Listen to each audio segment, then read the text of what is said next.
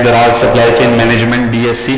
Home है सबसे पहले, फिर प्रोडक्ट है, मैनेज फुलफिलमेंट SQ है, मैनेज प्लेटफॉर्म SQ है, ठीक है, प्लानिंग है, ऑर्डर्स हैं, इन्वेंट्री है, एनालिसिस है।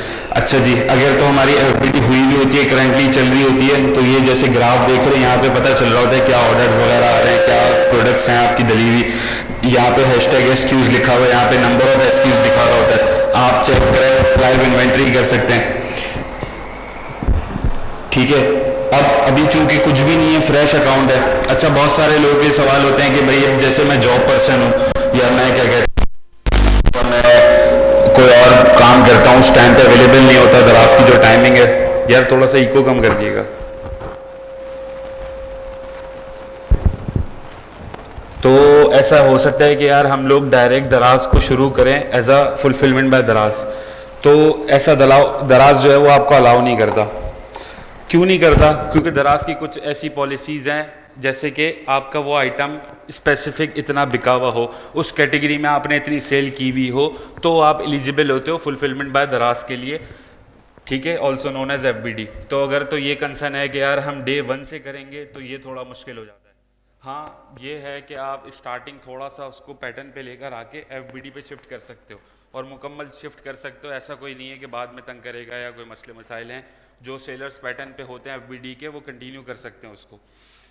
अब क्या कहते हैं, हम पहले देख लेते हैं तरीक़ेकार किस तरीके से करना होता है। स्टार्ट में हमने यहाँ पे क्या कहते हैं, मैनेज फुलफिलमेंट SQ है।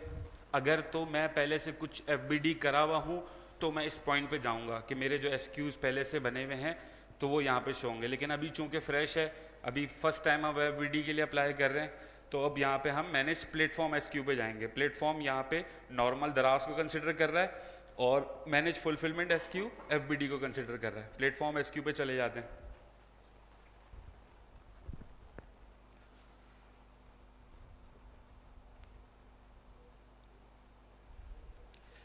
इस तरीके से आपके पास स्क्रीन आ जाएगी, ठीक है। अब यहाँ पे क्या कहते हैं, आपके पास जो IO आप बनाएंगे ना, वो यहाँ पे शो कर रहा होगा। लोड सही नहीं हुआ, वरना यहाँ पे भी प्रोडक्ट्स देगा ये।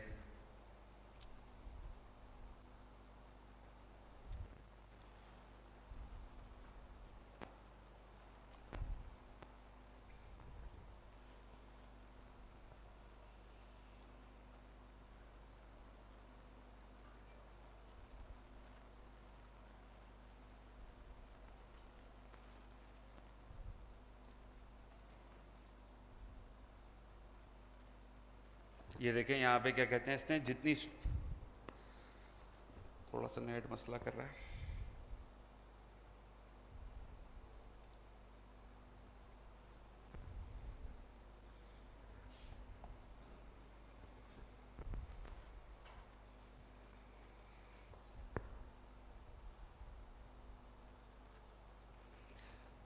जैसे मैंने बताया, मैनेज फुलफिलमेंट SQ पे वो आइटम दे रहा है जो मैंने SQ बना लिया है। लेकिन अगर स्टोर की तमाम प्रोडक्ट्स पे आऊँगा तो मैनेज प्लेटफॉर्म SQ पे जाना है मुझे।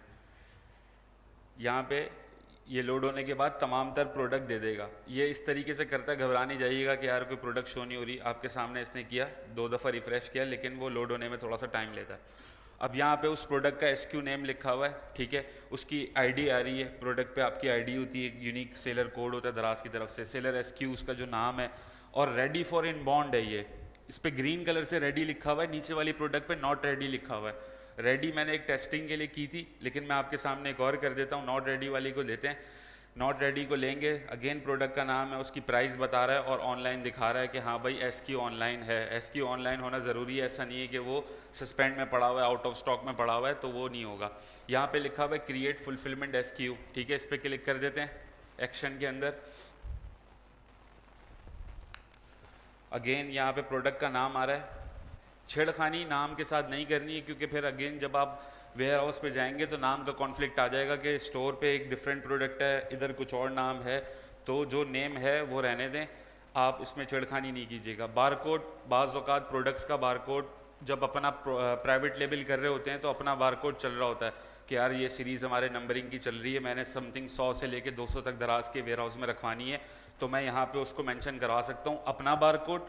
या तो अगर अपना नहीं है, नॉर्मल मैं प्रोडक्ट सेल कर रहा हूँ, तो यहाँ से मैं जनरेट बारकोड पे क्लिक करूँगा दराज की तरफ से ऑटोमेटिक एक बारकोड जनरेट हो जाएगा। अच्छा जी, ये पूछ रहा है प्रोडक्ट टाइप, अगर कोई खाने पीने से रिलेटेड प्रोडक्ट है, यहाँ पे इंफॉर्मेशन आपको सही सही देनी है। लिस्टिंग क्रिएशन के वक्त हमने size, product dimension, product weight में 19-20 किया था, वहाँ पे अलाउ था, वहाँ पे कोई मसला नहीं था। लेकिन यहाँ पे एग्जैक्ट डिटेल डालना बहुत ज़रूरी है, वरना आईओ रिजेक्ट हो जाएगा। फूड से रिलेटेड है, लिक्विड से रिलेटेड है, या डेंजरस कोई गुड है, कोई ब्लीच है, और कोई स्पेसिफिक कोई लिक्विड, कोई ख़तरनाक चीज़ है, तो आपको यहाँ पे मेंशन कराना ज़रूरी है उसको। मेरे पास अभी इसमें से एज सच कोई भी प्रोडक्ट नहीं है, अदर पे क्लिक कर दूंगा मैं इस पर, ठीक है। अगला ऑप्शन ये पूछ रहा है कि भाई टेम्परेचर की कोई ज़रूरत है, बाज़ औक़ात कोई ऐसी प्रोडक्ट है जो ठंडे जगह पे रखना ज़रूरी है, तो अभी मेरा जो है वो रूम टेम्परेचर वाली है, तो मैं इस पर क्या कहते हैं एम्बीवेंट पे सर्च कर दिया, सेलेक्ट कर दिया। सीरियल नंबर पूछ रहा है, आपकी प्रोडक्ट का अगेन कोई अपना सीरियल नंबर है, आप लोग डाल सकते हैं। यस करेंगे तो दीगर ऑप्शन आपको आगे जाके पूछेगा ये, अभी फ़िलहाल हमारे पास कोई भी और ऑप्शन नहीं है। एक स्टेरिक लगा हुआ है रेड कलर का छोटा सा, इसको देख लेना है, जहाँ जहाँ ये हो इसका मतलब है वो चीज़ें इंफॉर्मेशन आपको देना ज़रूरी है। अच्छा जी, प्रोडक्ट की बाज़ औक़ात शेल्फ़ लाइफ होती है, एक्सपायरी के कंसर्न्स होते हैं, लेकिन प्रोडक्ट पे होते हुए भी हम लोग ये अक्सर ये करते हैं कि यार खैर है अभी तो बहुत टाइम है, नहीं डालो यहाँ पे, लेकिन अगेन रिजेक्ट हो जाता है। तो जो भी है डालना ज़रूरी है। यस करेंगे, शेल्फ़ लाइफ की पूरी रिक्वायरमेंट आपसे पूछेगा, लेकिन चूंकि अभी जो ये स्टोर है परफ्यूम का, इस पर एज सच कोई एक्सपायरी नहीं है, तो अभी फ़िलहाल मैं नो करता हूँ। लेकिन जैसी जैसी प्रोडक्ट होगी उसकी कंप्लीट डिटेल डालनी पड़ेगी। हम लोग बाकायदा वेयर हाउस से जलील होकर वापस आएँ माल पूरी सुजुकियाँ लेके कि भाई बारकोड नहीं है, नाम में मसला है, तो वो आना जाना कॉस्ट हो जाती है, फिर मसले मसाइल आप पूरी इन्वेंट्री ऑर्डर करके लेके गए, एक्सेप्ट नहीं हुई, तो ये छोटी छोटी वजहों से दराज क्लियर कट लेने से इनकार कर देता है। तो कोशिश ये करें कि जो प्रोडक्ट पे एक्सपायरी मेंशन है वो डालें, प्रोडक्ट का जो डिटेल नाम है, जो डिटेल उसकी है वो परफेक्ट डालें। फुलफिलमेंट बाय दराज के लिए अपनी पर्सनल लिस्टिंग है, फुलफिलमेंट बाय मर्चेंट चल रही है, छोटी छोटी चीज़ें गुजर जाती हैं।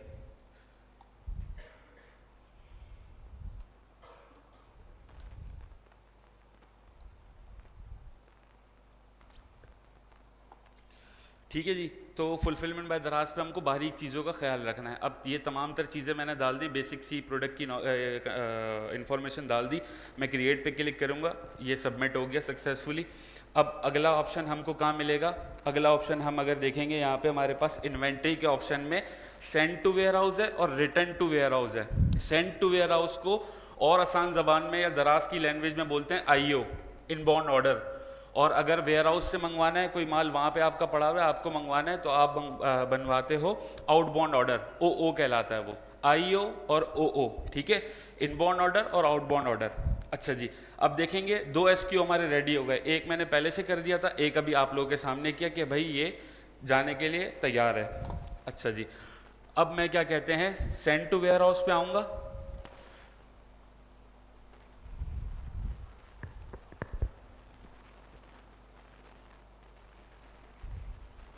सेंड टू वेयर हाउस में मेरे पास डिटेलिंग आ रही है। अब यहाँ पे लिखा हुआ है क्रिएट न्यू आईओ, ठीक है, क्रिएट न्यू आईओ कर लिया।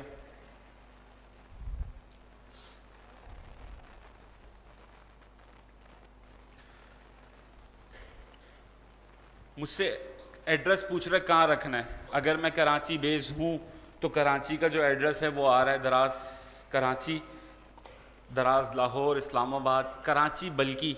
अब आपकी प्रोडक्ट बल्कि है या नॉन बल्कि है ये कौन बताएगा आपको? ये आपको सेलर सपोर्ट पे बताएंगे। बल्कि के वैसे जो क्राइटेरिया है वो ये है कि 8 किलो से ज़्यादा आपका प्रोडक्ट होगा तो वो बल्टी में शुमार होगा, बल्कि में, ठीक है। उसका वेयर हाउस अलग है, उसकी इनबॉन्डिंग डिफरेंट होती है। और अगर आपकी प्रोडक्ट नॉन बल्कि है, आपने बल्कि सेलेक्ट कर लिया तो अगेन वो रिजेक्ट हो जाएगा। तो ये सारी चीज़ें केयरफुली करनी है। अभी हमारा प्रोडक्ट जो है वो नॉर्मल सा छोटा सा है प्रोडक्ट है, कराची सेलेक्ट कर लिया। इसमें देखें, हम देख लेते हैं कि कितना है, क्या क्या है। कराची बल्कि है, फैसलाबाद, पेशावर और लाहौर मार्ट वो है डी मार्ट मशहूर इसलिए कि 1 डे डिलीवरी होती है। डी मार्ट से मसला ये होता है, डी मार्ट का मसला सबसे बड़ा ये है कि भाई आप अगर डी मार्ट पे रखवाते हो तो वो सिर्फ एक ही शहर की लिस्टिंग रह जाती है। जैसे मैं कराची का सेलर हूँ, मैं कराची का मार्ट में रखवाता हूँ। मार्ट का कस्टमर को ये फ़ायदा होगा कराची वालों को कि वो आज ऑर्डर करेंगे 12 बजे, शाम में डिलीवर हो जाएगा, शाम में ऑर्डर करेंगे 12-1 बजे के बाद, नेक्स्ट डे मॉर्निंग में डिलीवर हो जाएगा। 1 डे डिलीवरी का कॉन्सेप्ट है क्विक कॉमर्स का मार्ट पे।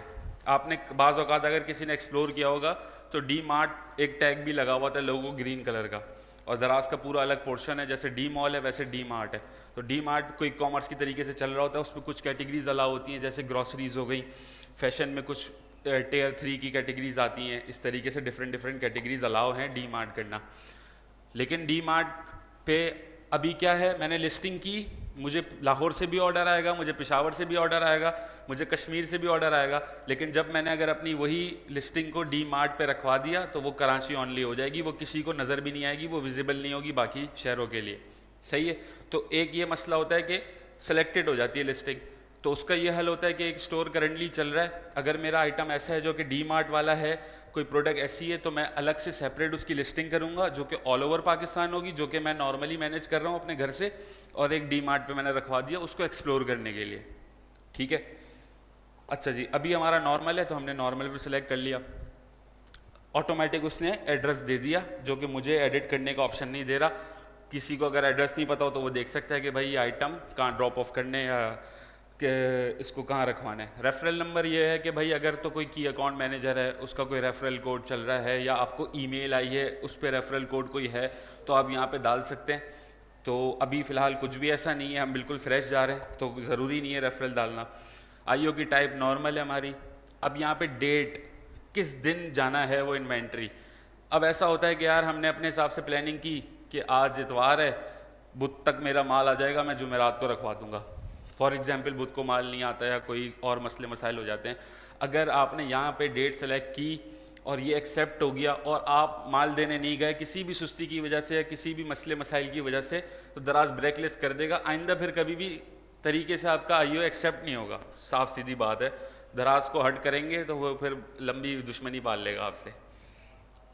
अभी हम डेट इसको बोल देते हैं कि भाई 15 तारीख को हमसे ले ले माल। टाइम भी दे सकते हैं आप, यहाँ पे आप अपनी कन्वीनियंट के हिसाब से टाइम बताएंगे, लेकिन जब एक्सेप्ट होगा तो वो डिफरेंट टाइम स्लॉट देगा कि भाई जुम्मे वाले दिन 3 बजे आपने आना है, या जो भी आना है जिस भी दिन, वो डेट और टाइम देगा। उस टाइम पे आपको कोशिश करनी है कि उस टाइम पे पहुँचें। अभी हमने इसका अपने हिसाब से डेट दे दी कि भाई 15 तारीख। अच्छा भाई, अब 2 ऑप्शन और हैं कि पिकअप घर से उठा लें हमारे, या हम आपको आके दे दें। जब हम क्लिक करते हैं कि हमारे घर से उठा लें तो कभी भी एक्सेप्ट नहीं होता। ठीक है, क्योंकि ऑपरेशन इतने बड़े हैं, मसले मसाइल इतने होते हैं दराज के पास, तो जो भी सेल्फ पिकअप पे होता है कि भाई घर से इन्वेंट्री उठा के लेके जानी है, तो मोस्टली रिजेक्ट हो जाते हैं। तो अगर आपने एफबीडी करवानी है तो थोड़ा सा ये आपको लगेगा, जो ख़र्चा लगेगा और आपका जो टाइम लगेगा वहाँ पे छोड़ने के लिए वेयर हाउस में, तो आपको ड्रॉप ऑफ सेलेक्ट करना पड़ेगा। आपका वेयर हाउस पूछ रहा है, ये कंफर्म कर रहा है। हमारा जो वेयर हाउस है, जो हमने स्टोर के एड्रेस में डाला है, वो हम कंफर्म कर देंगे। ठीक है। फ़ोन नंबर हमसे कंफर्म कर रहा है, जो हमने स्टोर पे फ़ोन नंबर डाला हुआ है, स्टोर का जो नाम है। यहाँ तक की बात हो गई, कौन सा वेयर हाउस है, आपका वेयर हाउस क्या है। ठीक है, डेट वगैरह इसने कंफर्म कर लिया आपसे। अब यहाँ पे आके आ जाता है कि भाई प्रोडक्ट कौन सी, तो यहाँ पे ऐड एसक्यू लिखा हुआ है, एसक्यू पे क्लिक करते हैं। दराज नॉर्मली हम प्रोडक्ट बोल रहे होते हैं, दराज एसक्यू बोल रहा होता है। सही है। अब 2 जो बनाए थे वो यहाँ पे शो हो रहे हैं, हम दोनों को ले लेते हैं। ये दोनों आ गए। अब यहाँ पे क्वांटिटी पूछ रहा है कितने पीस रखवाने। अब अगर आपने बोला कि भाई मैं फर्स्ट टाइम करवा रहा हूँ 300 पीस, नहीं करेगा दराज एक्सेप्ट। शुरू में कम क्वांटिटी से स्टार्ट होता है, एक पैटर्न पकड़ता है, आहिस्ता आहिस्ता चीज़ें चलती हैं तो वो लेके चलता है। फॉर एग्जांपल अभी मैं शुरू में डालूं, मेरी प्रोडक्ट नॉर्मली अगर जो FBM पे सेल हो रही है वो let suppose 50 unit a month sale हो रहे हैं, तो मैं यहाँ पे 30 डालूंगा। अगर वहाँ पे 100 सेल हो रहे हैं तो मैं यहाँ पे 60 डालूंगा। क्यों डालेंगे, आगे वजह देख लेते हैं इसकी। अभी हम लोग इनकी 30 यूनिट्स डाल देते हैं। ठीक है जी। कमेंट में आप पूरा प्रॉपर ऐसे लिख सकते हैं दराज वालों के लिए। ठीक है, कि भाई ये वेयर हाउस है, ये SQ है, या अगर कोई हाउसवाइफ है या किसी का जॉब का कोई इशू है, वो यहाँ पे लिख सकता है कि भाई डेली बेसिस पे मेरे लिए कन्वीनियंट नहीं है। तो वो पढ़ते हैं, समझते हैं और उस हिसाब से जज कर रहे होते हैं। अभी फ़िलहाल हमारे पास ज़रूरत नहीं कमेंट ऐड करने के लिए। आप इसमें 200 वर्ड्स तक का पैराग्राफ वगैरह लिख सकते हैं। इसको सबमिट कर देंगे। सक्सेसफुली सबमिट हो गया ये।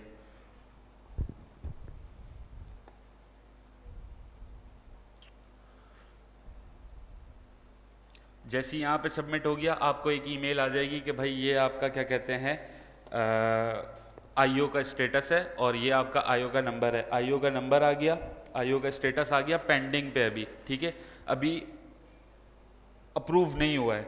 आपने डेट जो लिखी है, आपके उठाने की जो डेट है, आपका जो एड्रेस है, तमाम तर चीज़ें इसमें मेंशन आ रही हैं। आप इसको देखेंगे, आज अगर किया है पीर को देखेंगे, मंगल को देखेंगे, एक्सेप्ट या रिजेक्ट लिखा हुआ आ जाएगा और ईमेल भी आ जाएगी। अच्छा जी, अब इस नंबर को उठा लिया और इस नंबर को उठा लेते हैं फ़िलहाल, बाद में इसको देखते हैं कि इस नंबर के हमको एक काम करना है। साथ ही एक ये आपने एक आईओ क्रिएट कर दिया। अब इसके बाद जो सफ़र है अगर अप्रूव हो जाता है तो आपने नॉर्मल इन्वेंट्री उठानी है, रिक्शे में डालनी है और दराज के वेयर हाउस पे उस टाइम के मुताबिक पहुंच जाना है। दराज का वेयर हाउस बहुत बड़ा है, वहाँ पे आप जाएंगे आपको गाइड कर दिया जाएगा कि भाई नॉन बल्कि वेयर हाउस कौन सा एफबीडी के लिए, आप वहाँ जाएंगे। अच्छा जी, जब अप्रूव हो जाता है तो एक्शन में जो अभी कैंसिल का लिखा हुआ है यहाँ पे प्रिंट का ऑप्शन आ जाता है। जिस तरीके से हम नॉर्मल अपना ऑर्डर पे प्रिंट निकालते हैं वैसे उसका भी प्रिंट निकालेंगे। प्रिंट दो निकालेंगे, एक दराज वाला रख लेगा, एक रिसीव करके आपको दे देगा। रिसीव करके देने के बाद की जर्नी ये होती है कि with in 2 to 3 working days में आपका लिस्टिंग एफबीएम से एफबीडी पे चेंज हो जाती है। एफबीडी पे चेंज होने के बाद फ़ायदे क्या हैं? फ़ायदे ये हैं कि भाई कस्टमर का थोड़ा सा ट्रस्ट लेवल ज़्यादा होता है कि दराज खुद पैक करके दे रहा है, सेल्स थोड़ी सी ज़्यादा होती है, लोग ऐसा कहते हैं, ठीक है। अब क्या कहते हैं, और अब एफबीडी को देख लेते हैं कि भाई स्टोरेज के चार्जेस किस तरीके से हैं, क्या चार्ज करता है। अगर हम एफबीडी करवा देते हैं तो जो हम अभी पैसे दे रहे हैं, फॉर एग्जांपल हमारा फ्लायर आता है, हमारा लेबल है, हमारी अपनी मेहनत है, हमने कोई लड़का रखा हुआ है या जो भी जिससे भी हम पैकिंग करवा रहे हैं उसका आना जाना हब पे डेली बेसिस पे भेजना, तो क्या फ़र्क आ रहा है हमको, ठीक है। अच्छा जी, दराज के स्टोरेज के जो चार्जेस हैं वो शुरू में डे 1 से लेके डे 30 तक फ्री हैं, ठीक है, 1 रुपया भी नहीं देना आपको। एग्जाम्पल के तौर पे अगर तो कंपेटिटिव प्रोडक्ट होती है एफबीडी पे और एफबीएम पे जो फ़र्क आ रहा होता है ना वो 20 से 25 रुपये का आ रहा होता है। अगर तो वो बॉक्स में जा रही है, अगर तो वो फ्लायर में जा रही है, तो कंपेटिटर से लड़ने के लिए 20-25 रुपये बहुत होते हैं, ठीक है। एक चीज़ 300 रुपये की दोनों लोग बेच रहे हैं, आपने एफबीडी करा दी, आपके 25-30 रुपये नीचे आ गए। शुरू के 30 डेज फ्री है, सही है। 30 डेज के बाद 31 से लेके 61 तक का जो चार्जेस है वो 60 रुपीज़ पड़ेगा आपको कॉस्ट पर क्यूबिक फिट। किस तरह से दराज नापता है अभी वो भी देख लेते हैं। 91 से 120 डेज हो जाएंगे वो 90 रुपीज़ के हिसाब से चार्ज करने लगेगा। 121 से 150 डेज हो जाएंगे, उसका पूरा आपको दिया हुआ है दराज यूनिवर्सिटी पे। अच्छा जी, अब लेट सपोज मैं आज एफबीडी करवाई, मैंने 30 यूनिट्स रखवाए, ठीक है। आज 28वां दिन है, मेरे 3 पीस रह गए, बाकी तमाम चीज़ें बिक गई। अब मैं चाहता हूँ कि यार दराज मुझसे चार्ज ना करे, तो मैं ओ क्रिएट कर सकता हूँ आउटबाउंड ऑर्डर के, भाई मेरे 3 पीस पड़े हुए मुझे वापस दे दो, मेरे को नहीं रखने, मुझे चार्जेस नहीं देने, ठीक है। तो वो आपका अगेन एक्सेप्ट होगा। जो तरीक़ेकार हैं आपको वो डेट दे दी जाएगी, आप अगेन पिकअप ड्रॉप ऑफ और वो दोनों चीज़ें सेलेक्ट कर सकते हो। मोस्टली उसमें आ ही जाता है माल, आपको पहुंचा देते हैं आपके नियर बाय हब पे या आपको आपके एड्रेस पे, नहीं तो आप जाके पिकअप कर लें। अब फॉर एग्जांपल के भाई सब कुछ बिक गया, अब तो अगला आईओ इतनी उसको कैलकुलेशन से बनाना है कि भाई मेरे डेली एवरेज जो चल रही है वो 4-5 चल रही है, बैक एंड पे 4-5 बचे हैं, तो उस डेटों के हिसाब से आपको बनाना है, ठीक है। अगेन वो तमाम तर चीज़ें कमेंट में रखनी है कि भाई जो कमेंट का बॉक्स है कि भाई मेरी सेल्स इतनी है, अभी क्या कहते हैं मेरे बैक एंड पे यूनिट इतने बचे हुए हैं, ये एक्सेप्ट इस डेट को होना चाहिए, तो मेरा ये चलता रहेगा सिस्टम पूरा प्रॉपर आपको डिफाइन करना है वहाँ पे। और ये तमाम तर चीज़ें प्रेडिक्ट करके सेल्स को, सप्लाई चेन को मैनेज करके चलना है कि अगर 30 यूनिट ख़त्म हो रहे हैं, किस डेट को ख़त्म हो रहे हैं, क्या डेली एवरेज चल रही है और अगला आईओ अगला कब बनाना है, ताकि बीच में गैप नहीं आए। क्योंकि एफबीडी में स्टॉक ख़त्म हो गया, आउट ऑफ स्टॉक हो गई प्रोडक्ट, आपको ख्याल आया कि आउट ऑफ स्टॉक हो गई, आपने नया आईओ बनाया, उसको कन्वर्ट करा, वो जब तक लाइव होगा, माल आप छोड़ के आएंगे 3-4 दिन बाद लाइव होगा, तो हफ्ता 10 दिन चलेगा जिसमें वो प्रोडक्ट आउट ऑफ स्टॉक है, आपके पास माल है लेकिन छोटी सी गलती की वजह से या टाइम मैनेजमेंट की वजह से वो चीज़ आप लोग जमा नहीं करा सके, तो इसके बेसिकली चार्जेस आ गए। क्यूबिक फीट को समझ लेते हैं। क्यूबिक फीट को इसने इस तरीके से समझाया हुआ, देखें मैं थोड़ा सा जूम कर देता हूँ इसको। ये तमाम तर चीज़ें आप लोग एक्सप्लोर कर सकते हैं दराज यूनिवर्सिटी पे। अब 5 आइटम है, ये साइज़ वगैरह मेजरमेंट जो है वो इस तरीके से कर रहा है। जितना छोटा आइटम होगा उसकी चार्जेस उस हिसाब से होंगे, लेकिन मिनिमम 60 रुपीज़ हैं, ये याद रखने। जहाँ पे 25 रुपये बच रहे हैं वहाँ पे 30 दिन के ऊपर होंगे, तो जिस हिसाब से चार्जेस लगेंगे वो भी बहुत प्यारे हैं, ठीक है। तो ये चीज़ कंसिडर करनी है माइंड में आपने। अच्छा जी, अब ये है कि भाई पहले ये होता था कि जो लोग ये नंबर्स को अचीव कर लेते थे एलिजिबल हो जाते। जैसे फर्नीचर एंड डिकोर की कैटेगरी में आप 1858 सेल को अचीव कर लेते थे, आप एफबीडी के लिए क्या कहते हैं एलिजिबल हो जाते थे। इसी तरीके से हर कैटेगरी में दिया हुआ है, फैशन में इतना इतना इतना इतना इतना।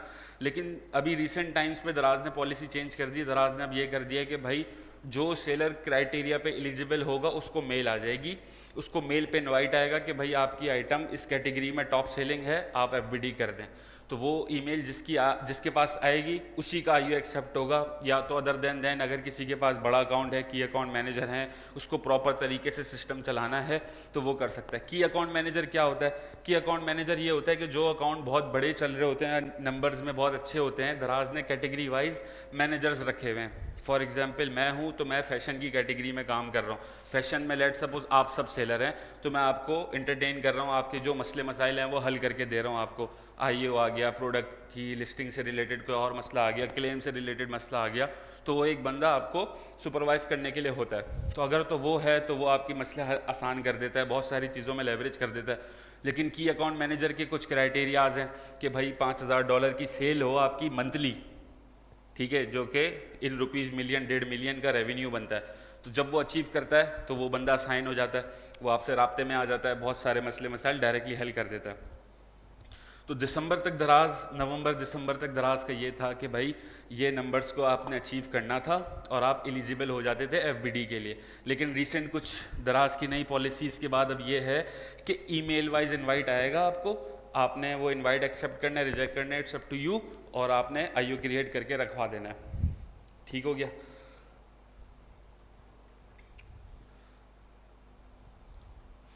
क्लियर हो गए सवाल? कोई सवाल आप लोगों के दिमाग में फुलफिलमेंट बाय दराज से रिलेटेड? बिल्कुल कुछ भी नहीं लेता 30 दिन तक। हर प्रोडक्ट का अलग अलग होगा, 30 डेज सबको मिलेंगे। आज आईओ बना, नेक्स्ट 15 डेज बाद ओओ बना लिया आपने, अगला उसी प्रोडक्ट का, लेट सपोज हमने बात की कि 3 पीस बच गए, ठीक है, 3 पीस जो बच गए आपने मंगवा लिए, अगले 30 डेज की फिर प्लानिंग करके 30-40 पीस रखवा दिए, उसका फिर मीटर नया चलना पड़ेगा। सारी चीज़ें डिपेंड कर रही हैं आईओ पे। आईओ कितना पुराना है, उसको 30 दिन हो गए, 40 दिन हो गए, 50 दिन हो गए, वो किस तरीके से आ रहा है। अगर एक ये डायग्राम है, इसको देखें आप, ये देखें 1 to 30 डेज जितने यूनिट बिके हैं वो आ रहे हैं, 31 to 60 डेज उसी आईओ के रिलेटेड चल रहा है। वो आईओ आप लेट सपोज बंद कर देते, नया बना लेते हैं तो वो डिफरेंट आ जाएगा, ठीक है। साइज़ के ऊपर डिपेंड करता है। दराज ने जो एग्जांपल दी, काफ़ी बड़ी प्रोडक्ट की एग्जांपल दी है, आपके अलग अलग प्रोडक्ट्स हैं। मज़ीद डिटेल जानने के लिए हम कैसे रब्ता करेंगे भाई? हम नॉर्मल सेलर सपोर्ट पे बात करेंगे, बंदा हमको गाइड करेगा, उसको हमारी प्रोडक्ट्स दिख रही होंगी, वो सेलर आईडी पे चेक कर सकता है आपकी प्रोडक्ट्स वगैरह, कौन सा वेयर हाउस है, बल्कि है, नॉन बल्कि है, प्रोडक्ट का वेट क्या है, तमाम तर चीज़ें वो आपको गाइड कर देगा। जो हमने बात की थी कि प्रोडक्ट की डायमेंशंस हमारी सेट हो जाती हैं, वो कैसे हो जाती हैं? तो वो जब हम एफबीडी में जाते हैं, चूँकि क्यूबिक सेंटीमीटर के हिसाब से चार्ज हो रहा होता है, प्रोडक्ट का प्रॉपर वेट, प्रोडक्ट की प्रॉपर डायमेंशंस, तो दराज उसको ऑटोमेटिक एडिट कर देता है और फिर वो ऑप्शन बंद कर देता है, उसको आप चेंज नहीं कर सकते खुद से, क्योंकि दराज उसको कैलकुलेट कर चुका होता है। अच्छा जी, हमने क्या कहते हैं जी,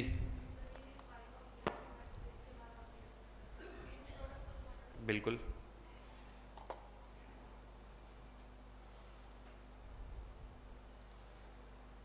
अब हमने क्या कहते हैं, अपना जो इनबाउंड ऑर्डर का नंबर था वो उठाया था, वो देख लेते हैं कि किस तरीके से अब एक्स फॉर्म में प्लेस करना है।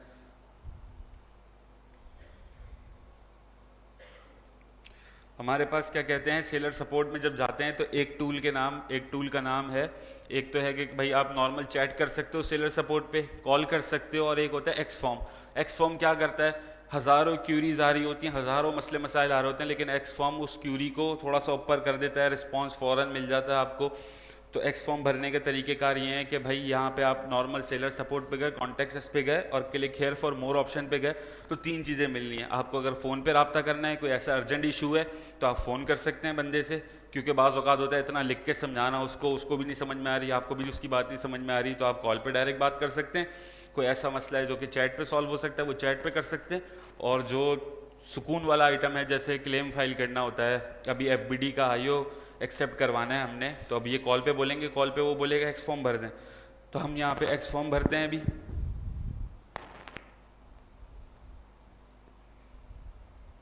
एक्स फॉर्म में हमसे सेलर की टाइप पूछता है। अभी हमारा दराज मॉल का अकाउंट है, आपका अगर नॉर्मल क्या कहते हैं लोकल सेलर होगा, अगर कोई ग्लोबल सेलर है, और डिजिटल अकाउंट अगर किसी के पास है। हमारे पास दराज मॉल का अकाउंट है। टॉपिक सेलेक्ट करना है आपने कि भाई आपका टॉपिक से रिलेटेड, किस से रिलेटेड मसला है। कैंपेन एंड प्रमोशन में कोई मसला आ रहा है, बाज़ औक़ात होता है कि यार हमारे स्टोर पे कैंपेन्स नहीं आ रही, आप एक्स फॉर्म की मदद से बात कर सकते हैं दराज से। दराज हब से कोई रिलेटेड मसला, आपसे कोई बदतमीज़ी कर दी, आपका कोई पार्सल मिसप्लेस हो गया, कोई भी मसला हो गया, आप यहाँ पे उसकी कंप्लेन कर सकते हैं। दराज मॉल के टैग अप्रूवल या दराज मॉल से रिलेटेड कोई इशू है, आप यहाँ पे कर सकते हैं। डिलीवरी से कोई कंसर्न है, वो कर सकते हैं। सेलर कॉम्प्लाइंस है एक ऑप्शन हमारे, जो मतलब कि किसी की कोई पेमेंट रह गई, पेमेंट से हवाले से बात कर सकते हैं। फुलफिलमेंट बाय दराज पे हम चलते हैं। अब यहाँ पे इसने 3-4 ऑप्शन पूछ लिए। FBD अप्रूवल रिक्वेस्ट, जो हमारा मेन मतलब है वहीं पे डायरेक्ट लिया है। Warehouse inbounding order approval, warehouse outbound, ठीक है। हमारे पास क्या कहते हैं, warehouse inbound order approval है अभी तैयार, ठीक है।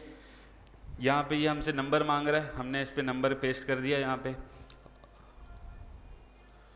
और अब यहाँ पे हमको कंप्लीट डिटेल लिखनी पड़ेगी कि भाई ये IO है, इस तरीके से हमको मेल आई थी या मेल नहीं आई थी, समथिंग मेरी जॉब का इशू है या कुछ और मसला है, कोई भी जो भी कंसर्न है आपको यहाँ पे डिटेल में लिखने पड़ेंगे। आपका within 24 hours to 48 hour working hour में ये इसका रिस्पॉन्स आ जाएगा फ़ौरन से, यस हुआ, नो हुआ, जो भी हुआ पूरी डिटेल आपको ईमेल पे आ जाएगी। अभी हम इसको नॉर्मल XYZ करके सबमिट कर देते हैं, ठीक है जी। ये जैसी सबमिट होगा ईमेल आ जाएगी कि भाई एक्स फॉर्म भर दिया गया है, उसका क्लेम नंबर ये है। तो अगला अगर कोई और रेफरेंस में आपको सेलर सपोर्ट पे बात करनी है कि भाई मैंने फलां एक्स फॉर्म भरा था, वो आप उसका रेफरेंस दे सकते हैं। तमाम तर चीज़ें दराज आपको भरपूर ईमेलें भेज रहा होता है, ठीक है। तो ये FBD से रिलेटेड था। FBD में मेनली जो सवाल होते हैं लोगों के वो यही होते हैं कि यार हम डे 1 से शुरू कर सकते हैं, नहीं कर सकते। तो वो क्लियर है कि भाई नहीं कर सकते। ऐसा नहीं है कि आपने अकाउंट बनाया, आपने बोला मैंने 5-10 प्रोडक्ट हैंड किए हैं और डायरेक्ट मैं क्या कहते हैं FBD की तरफ जाऊं, ऐसा पॉसिबल नहीं है। कुछ क्राइटेरियाज हैं, आपको वो टाइम लगाना पड़ता है। उसको आप बेच रहे होंगे, आपको अप्रूवल आ जाएगा, आप लोग उसको कर सकते हैं। एक और अब जो हमारे पास है वो ये है कि भाई फाइनेंस से रिलेटेड क्यूरीज हैं।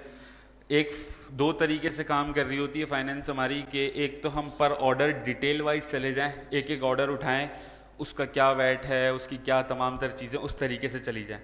एक ये है कि भाई अगर नंबर्स बड़े हैं और हम ऊपर से देखें तमाम तर चीज़ें, तो अभी हम पहले वो देख लेते हैं कि सारे बड़े नंबर्स को किस तरीके से कैलकुलेट करना है, क्या करना है, तमाम तर चीज़ें वो देख लेते हैं। फिर बाकी जो है वो डिटेल में भी इसको देख लेते हैं। अभी हमारे पास यहाँ पे बिज़नेस एडवाइज़र है। बिज़नेस एडवाइज़र में हमको स्टोर पे जो करंटली नंबर चल रहे होते हैं वो नज़र आ रहे होते हैं, जो प्रोडक्ट्स लाइव होती हैं उस प्रोडक्ट पे क्या व्यूज़ आ रहे हैं, क्या ऐड टू कार्ट हुआ, क्या यूनिक सेलर हुआ, एक नज़र हम इस पर देख लेते हैं कि ये किस तरीके से वर्क कर रहा होता है।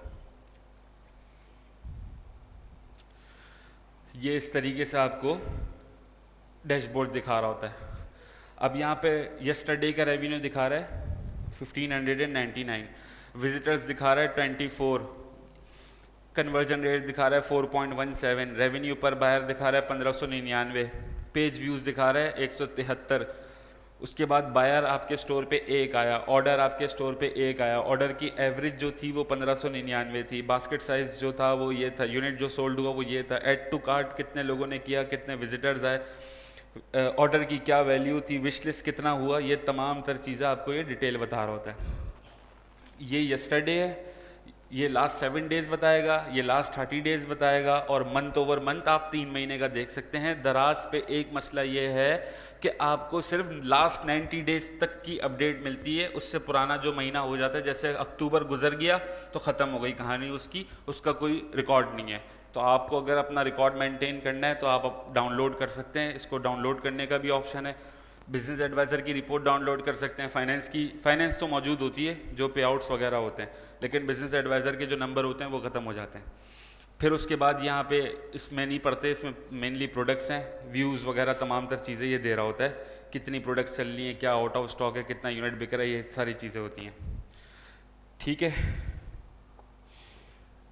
फिर यहाँ पे एक डैशबोर्ड है, एक प्रोडक्ट है, इसमें तमाम प्रोडक्ट वाइज बताएगा कि जो जो प्रोडक्ट है उस प्रोडक्ट पे कितना व्यूज़ आ रहा है। ये बहुत काम का टूल है, इसको हमने बहुत गौर से देखना होता है। इसकी बेसिस पे मैंने बोला था कि जब हमने सेलर पिक डालनी है तो जो हमारी प्रोडक्ट्स रैंक बाय विजिटर्स हों, टॉप पे जो विजिटर वाइज रैंक हो, हमने उसको यूज़ करना है, तो हमको सेलर पिक का फ़ायदा होगा।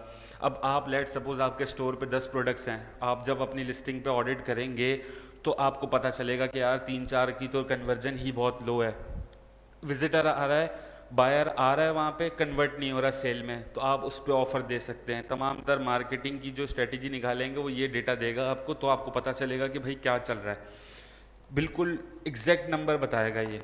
अब लेट सपोज अगर मैं बोलूँ आप लोगों से कि स्टोर पे मेरे पास ऐड टू कार्ट हुए 9 लोग आए मेरी प्रोडक्ट पे, एक होता है बाय नाउ, एक होता है ऐड टू कार्ट। लोगों ने ऐड टू कार्ट कर दिया, अब मेरे पास एक रिकॉर्ड आ गया कि कल के दिन में 9 हुए ऐड टू कार्ट। मैं महीने के देखूंगा ना, देखिएगा कितने सारे होंगे। 135 लोगों ने ऐड टू कार्ट किया हुआ है, जिन्होंने अपनी बास्केट में इसको रखा हुआ है कि कभी ना कभी ले लेंगे। एक थॉट होती है बंदे को, सोचा होता है। कोई बता सकता है कि इसको सेल में कन्वर्ट करने का क्या तरीका हो सकता है? किसी के दिमाग में कुछ हो? कोई आपको ये बता नहीं रहा कि ये लोग कौन है, इससे मजीद डिटेलिंग नहीं दे रहा आपको। वाउचर दे सकते हैं, ठीक है, कि जिस प्रोडक्ट पे आप अभी नॉर्मल स्टोर वाइज देख रहे हैं, जब प्रोडक्ट वाइज देखेंगे तो उस प्रोडक्ट पे आप कुछ कैची सा फ्री शिपिंग या वाउचर दे सकते हैं। और कुछ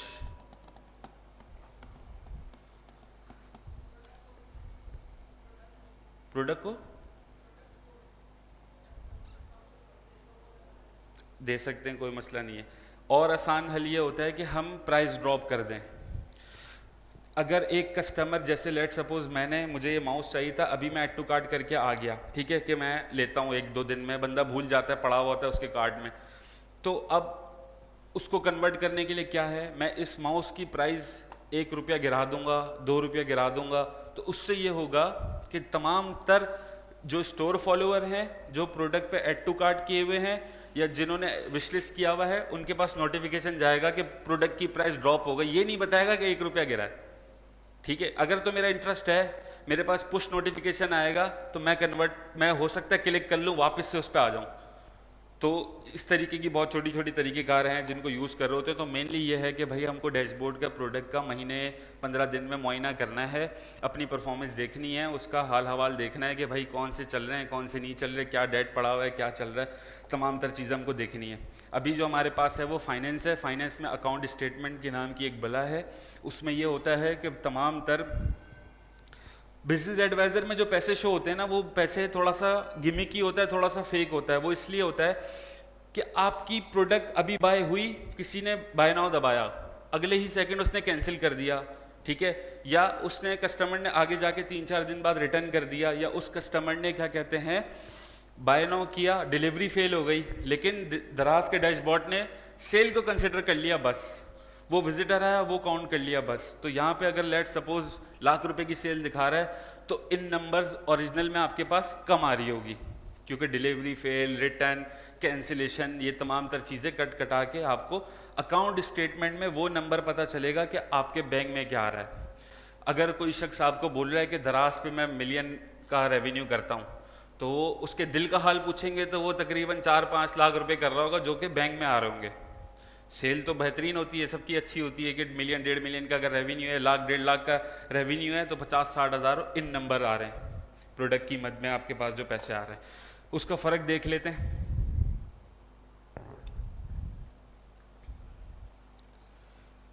इस तरीके से दराज की आपके पास अकाउंट स्टेटमेंट आ रही होती है, बहुत आसान लफ्ज़ों में है।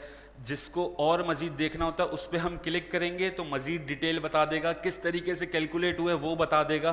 तमाम तर चीज़ें दराज यूनिवर्सिटी में भी हैं कि अगर किसी को बाद में कोई इशू होता है कि यार मुझे समझ में नहीं आ रहा दराज ने वैट किस मद में काटा है, तो वो पढ़ सकता है उसका आर्टिकल, या नॉर्मल हेडिंग पे भी क्लिक करेगा तो वो भी बता रहा है कि भाई टोटल इस दिन से इस दिन की जो अमाउंट है वो इस तरीके से कटी हुई है।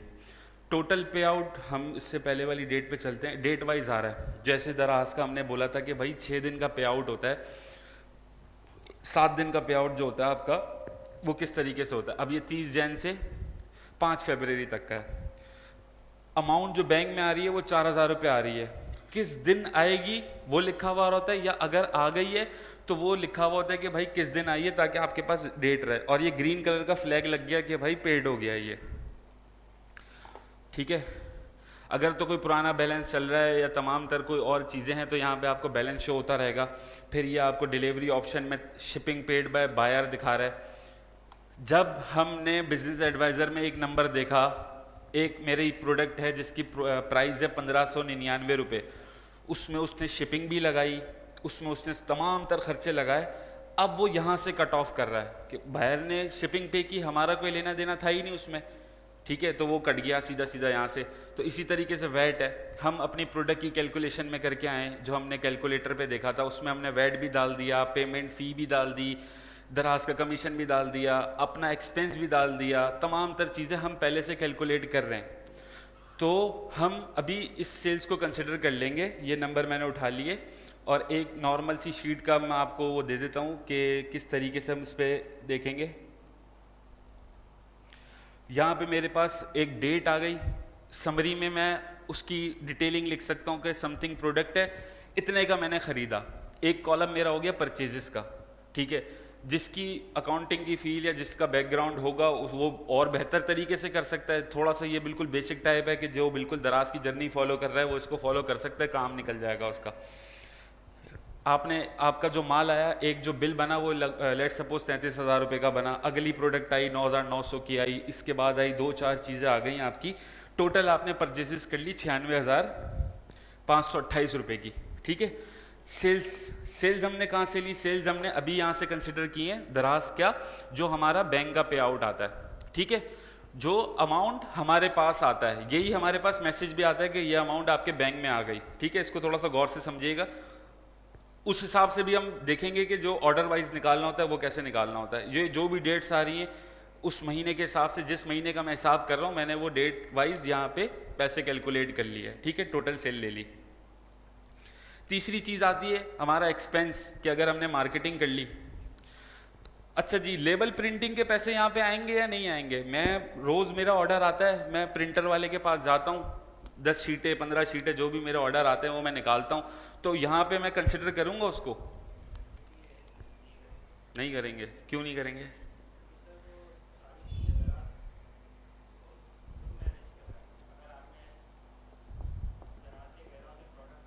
नहीं रखवाई हुई अभी, एज आ नॉर्मल हम काम कर रहे हैं, फुलफिलमेंट बाय मर्चेंट काम कर रहे हैं। फिर ठीक है, हमने जब प्रोडक्ट डाली थी तो तमाम तर चीज़ें हमने कैलकुलेट कर ली थी, हमारा जो परसेंटेज आ रहा था वो उसके बाद आ रहा था। अगर तो हमने कैलकुलेशन उस मेथड से की है तो मैं यहाँ पे वो खर्चा नहीं लिखूंगा, क्योंकि वो कस्टमर पे कर रहा है, ठीक है। मैंने वहाँ पे एक कॉस्ट डाली, वहाँ पे एक सेलिंग डाली, और वहाँ पे एक देख लिया कि मेरा आखिर में प्रॉफिट क्या आ रहा है। तमाम चीज़ें मैंने काट दी, वैट काट दिया, दराज कमीशन काट दिया, उसमें से रेफरल फ़ी काट दी, अपना एक्सपेंस भी काट दिया कि मेरा फ्लायर आता है 7 रुपये का, मेरा प्रिंट निकलता है 3 रुपये का, 15 रुपये 5-10 रुपये मेरा फ्यूल, मैंने 15-20 रुपये वो भी एक्सपेंस की मद में भी वहाँ से काट दिए। तो मुझे पता है कि अगर मेरा 15% वहाँ पे प्रोडक्ट का प्रॉफिट है तो मैं तमाम तर चीज़ें आ रही हैं, रिफ्लेक्ट ऑटोमेटिक सेल में हो रही हैं वो, क्योंकि मैं वहाँ पे कैलकुलेट कर चुका हूँ। अगर तो मैंने वहाँ पे कैलकुलेट नहीं की तो मैं यहाँ पे कैलकुलेट करूँगा, ठीक है।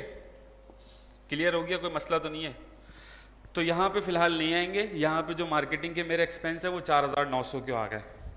अच्छा जी, वन टाइम कॉस्टिंग वो है कि भाई आज अकाउंट बनाया, एक कंपनी बनानी पड़ गई या ट्रेडमार्क बनाना पड़ गया या फोटोग्राफर को बहुत भारी अमाउंट देनी पड़ गई, लेट सपोज 15-20 हज़ार की फोटोग्राफी करवा ली, तो जब मैं वन टाइम कॉस्टिंग को अपने पीएनएल में या अपने हिसाब में डालूंगा तो उस महीने तो कोई प्रॉफिट होगा ही नहीं, क्योंकि वो एक्सपेंस इतना ज़्यादा होगा। तो तरीक़ेकार ये होता है कि जब कोई बड़ा एक्सपेंस होता है जो कि लॉन्ग टर्म होता है, मार्केटिंग का जो खर्चा है मेरा, वो मेरा मंथली बेसिस पे, कि आज मैंने मार्केटिंग की इसी महीने के लिए की, लेकिन मैंने कंपनी बनाई है, पूरा बिजनेस मेरा चलता रहेगा, कंपनी का खर्चा और नहीं होना है, ठीक है। या ट्रेडमार्क वन टाइम कॉस्टिंग है, फोटोग्राफी करवा ली तो वो लॉन्ग टर्म रहेगी, या और मजीद कोई खर्चा है तो वो लॉन्ग टर्म है। तो लॉन्ग टर्म खर्चा अगर मैं पहले महीने ही अपने पीएनएल में डाल दूंगा प्रॉफिट एंड लॉस में, तो मैं लॉस में आ जाऊंगा बहुत ज़्यादा। तो इसका तरीक़ेकार ये होता है कि इसको हम लोग पार्ट में डिवाइड कर लेते हैं। आप सालाना इसको चार्ज कर सकते हो कि 12 महीने से डिवाइड कर दी इस अमाउंट को, ठीक है। क्वार्टरली चार्ज कर सकते हो, 6 महीने में चार्ज कर सकते हो, आपकी अंडरस्टैंडिंग के ऊपर है। या आपको लगता है कि हाँ भाई खर्चा हुआ ही है, पहले महीने लॉस दिखेगा, कोई मसला नहीं है। लेकिन ये उन लोगों के लिए कि जो सर्विस बिजनेस में हैं, जो क्लाइंट और वीए काम कर रहा होता है, अगर वो वन टाइम में डाल देगा तो 3 महीने तक प्रॉफिट ही नहीं आएगा। जो वर्किंग पार्टनर है, जो एज अ सर्विस प्रोवाइडर है, तो वो इस वजह से ये है कि इसको फिर ब्रेक करके डाला जाता है क्वार्टरली, बाय ईयरली या ईयरली। तो यहाँ पे अभी हमने 5000 लिख दिए। फिर एक और चीज़ है inventory in hand. Inventory in hand क्या होती है? परचेजेज हुई ₹1,00,000 की, बेच दिया 50,000 रुपये का, 50,000 रुपये अभी घर में पड़ा हुआ है, ठीक है। तो वो इन्वेंट्री इन हैंड है, ठीक है आपकी। वो आपको इस मेथड पे ज़रूरी है कैलकुलेट करने के लिए, वरना नंबर सही नहीं आएंगे। ये कैसे पता चलेगा?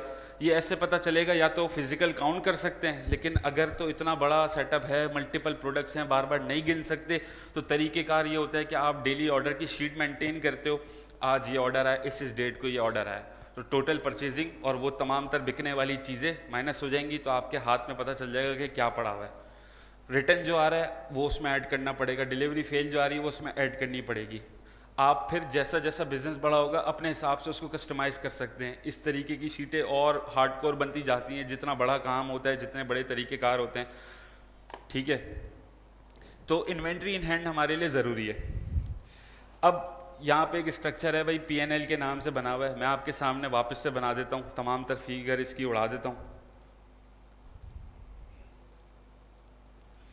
ये क्लियर हो गया। अब इसमें पहले नंबर पे पूछ रहा है सेल्स, क्या बेचा।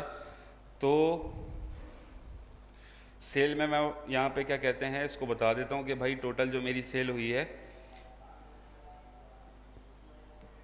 पहली तारीख से मैं कंसिडर कर रहा हूँ, जनवरी का हिसाब कर रहा हूँ मैं। जनवरी की पहली तारीख से लेके सेल कब तक की लेनी चाहिए भाई? कह रहे हैं 30 तारीख तक की लेना है। और कोई? अभी हम 1 महीने का हिसाब कर रहे हैं। देखें, जब हम अगर कंसिडर करेंगे, ये सीखते सीखते सीखा है, आप ना अगर महीने की डालेंगे तो कभी भी हिसाब बराबर नहीं आएगा दराज का। क्यों नहीं आएगा? क्योंकि 30वीं तारीख को जो माल बिका है ना, वो आपकी स्टॉक में से तो काउंट हो गया कि वो चला गया, वो कहाँ है? वो रास्ते में है, ठीक है। 30 तारीख को, 31 तारीख को, 29 तारीख को जो चीज़ गई है वो भी ट्रैवल कर रही है। हमेशा आप देखेंगे दराज पे आपको डिलीवर के ऑप्शन में ऑर्डर पड़ा हुआ मिलेगा, शिप से डिलीवर में, जो कि अभी काउंट हो रहा होता है, सिस्टमेटिक वे में चल रहा होता है। तो इस बैरियर को हम काउंट करने के लिए एक 10 दिन का मार्जिन देके चलते हैं। यहाँ पे जिस तरीके से आपको शिप में नज़र आ रहे हैं ना कि ये 4 शिप में पड़े हुए हैं, इसका क्या हिसाब है? आपके पास से इन्वेंट्री चली गई, क्लोजिंग इन्वेंट्री में वो स्टॉक नहीं आ रहा, तो किधर आएगा वो? तो हम पर्सनली मैं इसको ये कंसिडर करता हूँ कि भाई हम अगर एक हिसाब करें जनवरी का, तो जनवरी की 1 से लेके मैं फरवरी की 10 तारीख तक की सेल्स कंसिडर करूँगा, ठीक है। और फिर इसी तरीके से आगे जब जाऊँगा फरवरी में, तो वो 11वीं तारीख से लेके अगली 11वीं तारीख तक, ठीक है। लेकिन क्लोजिंग मैं 30 की लूँगा, क्लोजिंग आगे पीछे होगी तो मसला हो जाएगा। 31st की क्लोजिंग फॉर एग्जाम्पल, कि मेरे पास क्या माल पड़ा हुआ है, और 10 तारीख तक की सेल्स, और तमाम तर चीज़ें 30 तारीख तक की लेनी है। 30 या 31 की परचेजिंग, एक्सपेंसेस और क्या कहते हैं क्लोजिंग। सेल्स जो है वो बस 10 दिन का फ़र्क रखना है। क्यों? क्योंकि बीच में पार्सल जो ट्रैवल कर रहा होता है वो फिर एग्जैक्ट नंबर नहीं आएंगे। अगर एग्जैक्ट नंबर चाहिए, आपको पता है कि हाँ यार मेरी अंडरस्टैंडिंग है कि ये थोड़ा बहुत नंबर रास्ते में होता है, तो आप 30 दिन की कंसिडर कर लें, पीएनएल बिल्कुल परफेक्ट चलता रहेगा आपका। लेकिन 10 दिन का से ये होगा कि वो एग्जैक्ट आ जाएंगे आपके नंबर। तो इसी तरीके से हमने जो सेल ली हुई है वो देखें, पहली जनवरी से कंसिडर किए और वो लिया हमने क्या कहते हैं फरवरी तक की, 9 तारीख तक की। अब ये डेट आगे पीछे आ रही है तो इसका रीज़न ये है कि दराज का पे आउट ऐसा नहीं होता कि फिक्स डेट्स पे चल रहा है, वो हर हफ्ते के हिसाब से चल रहा है। तो वो जो भी डेट्स आ रही होती हैं, अभी देख लेते हैं डेट्स किस हिसाब से दे रहा होता है दराज।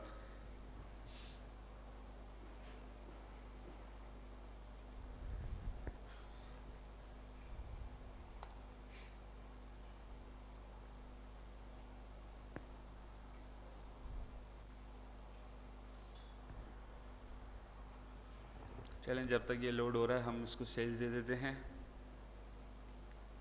ठीक है, नॉर्मल इज इक्वल टू लगा के मैंने वही नंबर यहाँ रिफ्लेक्ट कर दिए। ओपनिंग इन्वेंट्री, ओपनिंग इन्वेंट्री क्या होता है? ओपनिंग इन्वेंट्री वो होता है जो लास्ट मंथ की क्लोजिंग होती है। जनवरी की क्लोजिंग फरवरी की ओपनिंग इन्वेंट्री होगी। ठीक है, आज महीना शुरू हो रहा है तो मेरे पास कितना माल है? मेरे पास जो आखिरी महीने की क्लोजिंग थी वो माल है। अभी मैं चूंकि फ्रेश बना रहा हूँ तो मेरा भी ज़ीरो है। ठीक है, टोटल परचेजेस इस महीने जो डेट है जिसका मैं पीएनएल बना रहा हूँ, मैंने कितना माल खरीदा? मैंने खरीदा परचेजेस में जो मेरे पास आ रहा है टोटल इतने का माल मैंने खरीदा। ठीक है, अच्छा जी, परचेजेस में भी मजीद डिटेल में जाएंगे कि अक्सर ये होता है कि होलसेलर को पेमेंट कर दी, 2 दिन बाद माल आ रहा है, जो भी ट्रांजिट वगैरह में है वो आपको और मजीद डिटेलिंग डालनी हो तो आप डाल सकते हैं। जितना इसको मुश्किल करते जाएंगे उतना है, अभी बिल्कुल बेसिक है ये। ठीक है, अब यहाँ पे हमको क्लोजिंग इन्वेंट्री डालनी है अपनी। क्लोजिंग इन्वेंट्री हम काउंट करके आए, क्लोजिंग इन्वेंट्री में जो हमारे पास नंबर है वो हमने नंबर डाल दिए। ठीक है, तो हमारे पास ग्रॉस मार्जिन आ गया अपना। ग्रॉस मार्जिन अपना जो आ गया, ग्रॉस मार्जिन आपकी कैलकुलेशन की शीट के हिसाब से मैच आना चाहिए, ज़रूरी है ये। ठीक है, कैसे आएगा? वो ऐसे आएगा कि जब आपने अपनी कैलकुलेशन वाली शीट में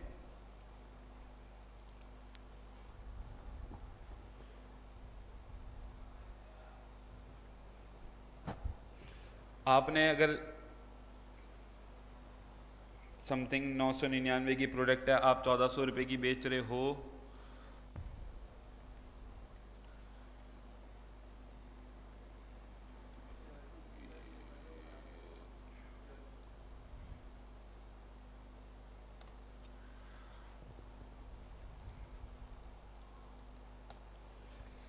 अब जिस तरह के से आपके पास ये नंबर आ रहा है ना, तो ये रिफ्लेक्ट होना चाहिए कि आपने एक और कोशिश ये करें कि अपना पूरा स्टोर एक ही मार्जिन पे रखें ताकि बार बार मसले नहीं हो। फॉर एग्जांपल 15% का प्रॉफिट मार्जिन मैंने सेट कर दिया, इन रुपीज़ से मुझे मसला नहीं है, लेकिन परसेंटेज मेरा मेंटेन रहे हर प्रोडक्ट पे, 10% हो, 8% हो, इट्स अप टू यू। और ये फाइनल हो रहा है, इसमें हमने तमाम तर खर्चे ले लिए। दराज इसके अलावा आपसे चार्ज नहीं करेगा, किसी भी मद में नहीं करेगा। अगर और कोई मसला है कि शेयर्ड फ्री शिपिंग दी आपने या फ्री शिपिंग दी, इजाफी कुछ और किया तो वो है, इसमें आप अपना फ्री गिफ्ट भी डाल सकते हो और इसमें आप अपने एक्सपेंस की मद में फ्री शिपिंग भी डाल सकते हो। लेकिन ये नंबर जो यहाँ पे आएंगे वो आपकी इस शीट में रिफ्लेक्ट कर जाएंगे। ठीक है, ये मैच आएंगे, आपकी अंडरस्टैंडिंग है कि हाँ मैंने 20% हम रखा हुआ है, 20.5, 21.5 आ रहा है। ठीक है, अब यहाँ पे आ गई मार्केटिंग। मार्केटिंग में हमारे पास जो एक्सपेंस हुए वो हमारे पास 4,900 रुपये के हुए। अच्छा जी, अब वन टाइम कॉस्टिंग को ले लेते हैं हम। वन टाइम कॉस्टिंग में हमारे पास खर्चा जो है वो 5,000 का है, लेकिन 5,000 को मैं डिवाइड कर देता हूँ 3 से। ठीक है, मैं क्वार्टरली बेसिस पे जा रहा हूँ, तो मेरे पास जो ग्रॉस आया वो 20% आया, जो कि दराज से आया। लेकिन चूंकि मैंने थोड़ी बहुत मार्केटिंग की या दीगर अलग अलग बिजनेस के अलग अलग खर्चे हैं, और मैंने क्या कहते हैं जो मेरा नेट आया वो ये आ गया। ठीक है, नेट आपके हाथ में। वन टाइम कॉस्टिंग शुरू में बिजनेस नया होगा तो आपने ट्रेडमार्क बनाया, आपने कंपनी बनाई, आपने ग्राफिक डिज़ाइनर को पैसे दिए, आपने और दीगर कुछ और खर्चा किया, तो ये जब ये नंबर हाई हो जाएगा, फॉर एग्जांपल यहाँ पे मैं 15,000 का खर्चा डाल दूंगा तो ये लॉस हो गया।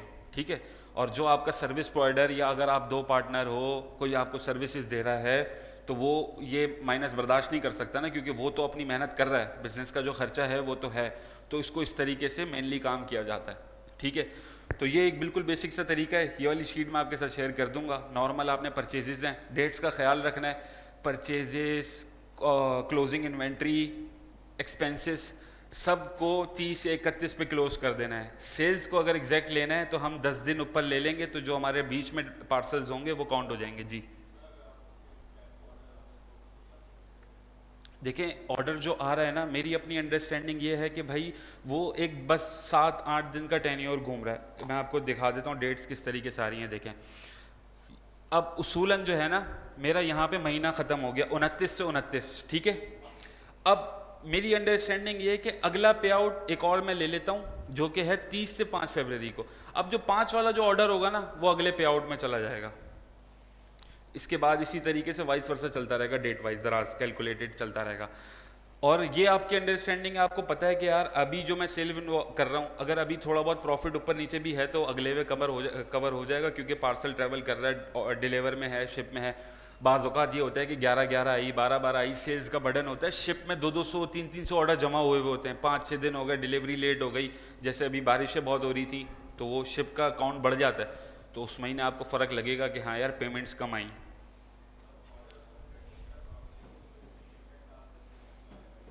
क्लोजिंग आप 31 की ले रहे हैं, सेल्स को बस आप काउंट कर रहे हैं कि जो अगर मेरे पास से 30 तारीख तक 31 तक जो निकल गया उसको हम काउंट कर रहे हैं। और दराज का पे आउट भी इसी हिसाब से है कि आप उसको कंप्लीट 10 दिन के हिसाब से जज नहीं कर सकते। एक इजाफी पे आउट ले सकते हो, 2 इजाफी पे आउट ले सकते हो, तो अगले महीने वही बराबर हो जाएगा कि अगले 2 आप ऑलरेडी लिए हुए होगे, उसी तरीके से लोगे। डेट वाइज हर 6 दिन के हिसाब से चल रहा है।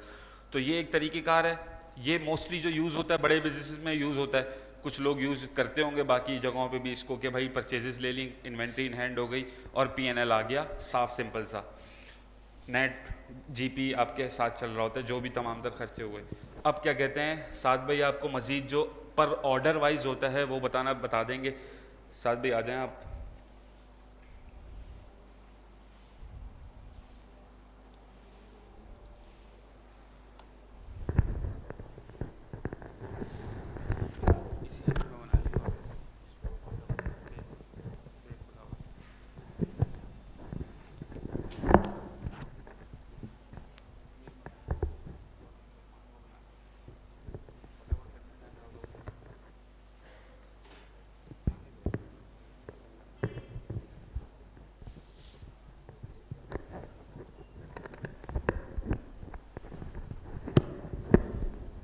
अस्सलाम वालेकुम।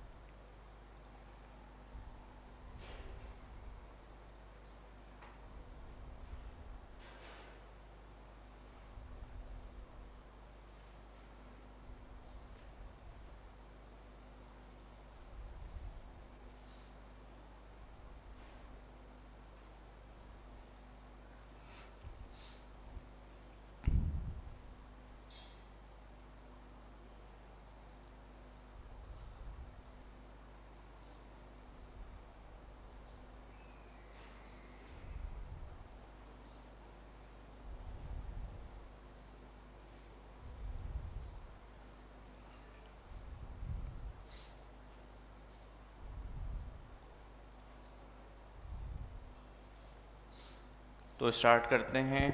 अच्छा, एक तो ये होता है कि जैसे नॉर्मली जो ज़्यादातर लोग कर रहे होते हैं ना हिसाब किताब, वो इस तरह करते हैं कि टोटल इन्वेंट्री को काउंट कर लेते हैं कि इतनी मेरे पास इन्वेंट्री पड़ी हुई थी, इतने मेरे पास ऑर्डर आए हुए थे और इतने मेरे पास दराज से पैसे मिले, ठीक है। लेकिन अब हम लोग दराज के सिस्टम से आपको करना बता देते हैं कि किस तरह आप लोग मैनेज करेंगे, ठीक है, सारी चीज़ों को। सबसे पहले ये मसला आएगा कि आप लोगों को पता कैसे चले कि कितने ऑर्डर मुझे आए थे, कितने ऑर्डर मैंने शिप करवाए, ठीक है ना, क्योंकि शिप की भी एक कॉस्ट है। जब आप हिसाब करने बैठोगे तो आपको पता कैसे चलेगा कि मुझे इस महीने इतने ऑर्डर आए थे और मतलब कि फ्लायर कितने यूज़ हुए मेरे, ठीक है। तो सबसे पहले वो आपको बता देते हैं। तो इसका एक बहुत ईजी सा तरीका है, यहाँ पे आप ऑर्डर मैनेज में आ जाते हैं। अच्छा, ऑर्डर मैनेज में आने के बाद आप इसमें आ जाए ऑल पर, ठीक है। अच्छा, यहाँ पे डेट मेंशन होती है, डेट का यहाँ पे ऑप्शन होता है आपके पास। अब जैसे कि फॉर एग्जांपल आज 12 तारीख है, मैं पिछले महीने का हिसाब कर रहा हूँ, पहली तारीख से 30 तारीख तक का। ठीक है। तो हम यहाँ आ जाते हैं पहली तारीख से ये 15 तारीख तक आपको दिखा रहा है, ठीक है। अच्छा, ये आपको ऑर्डर दिखा रहा है कितने, ये आपको दिखा रहा है टोटल 18 ऑर्डर आपके आए हैं पिछले महीने के 15 दिनों में, ठीक है। हम यहाँ पे थोड़ा सा इसको लिख लेते हैं ताकि हमें याद रहे।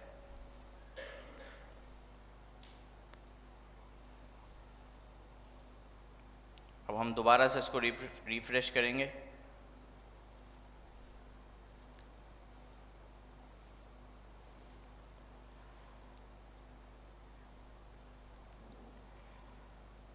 अच्छा, अब कितने ऑर्डर हो गए ये हमारे,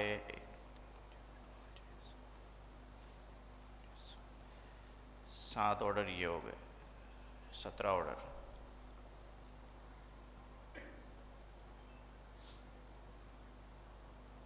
ये हम पिछले महीने का देख रहे हैं क्योंकि हम पिछले महीने का हिसाब बना रहे हैं, ठीक है। 31 डेट रह गई थी, इस 31 डेट को भी देख लेते हैं कितने ऑर्डर आए थे। 3 ऑर्डर आए थे 31 को, ठीक है। ये 3 हो गए।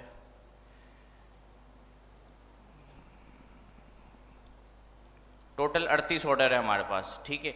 अच्छा, अब देखें, ये तो टोटल ऑर्डर हमें आए इस महीने, ठीक है। अब इसमें 3 ऑप्शंस होते हैं, एक आ जाता है आपके पास डिलीवरी, एक आ जाता है आपके पास कैंसिल, एक आ जाता है आपके पास रिटर्न, ठीक है। और एक आपके पास आता है डिलीवरी फेल्ड।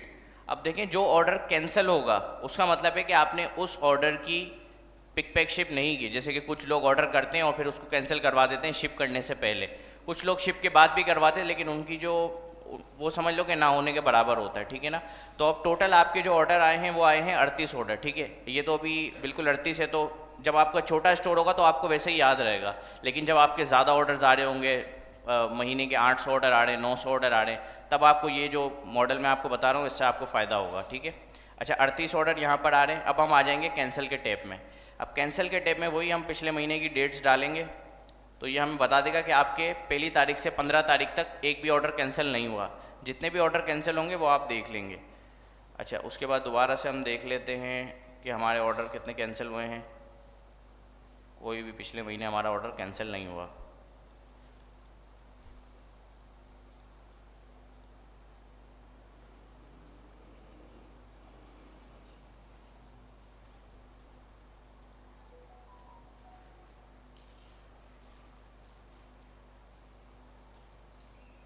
इकतीस तारीख को भी कोई ऑर्डर कैंसिल नहीं हुआ, ठीक है। अच्छा, डिलीवरी फेल्ड में देखेंगे तो यहाँ पे शायद हमें मिल जाए ऑर्डर कुछ ना कुछ। 3 डिलीवरी फेल्ड हुए हैं हमारे पहली तारीख से 15 तारीख तक के, लेकिन इसको भी हम लोग पैकेजिंग की कॉस्ट में डालेंगे क्योंकि हमारा फ्लायर यूज़ हो चुका है, ठीक है। तो फॉर एग्जांपल हम लोग, ये हमारे 28 फ्लायर हैं,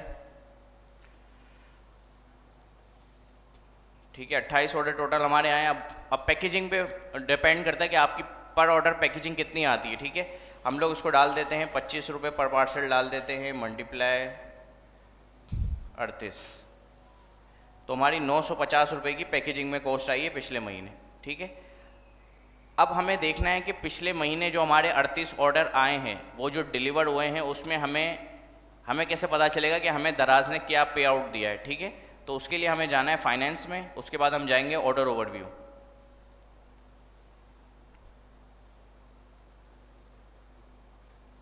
ऑर्डर ओवरव्यू में आ गए, उसके बाद वही यहाँ पे हम लोग डेट सेट करेंगे। पिछले महीने का हम हिसाब कर रहे हैं, इसमें आपको ये 30 तारीख तक का प्रोवाइड कर रहा है डेटा।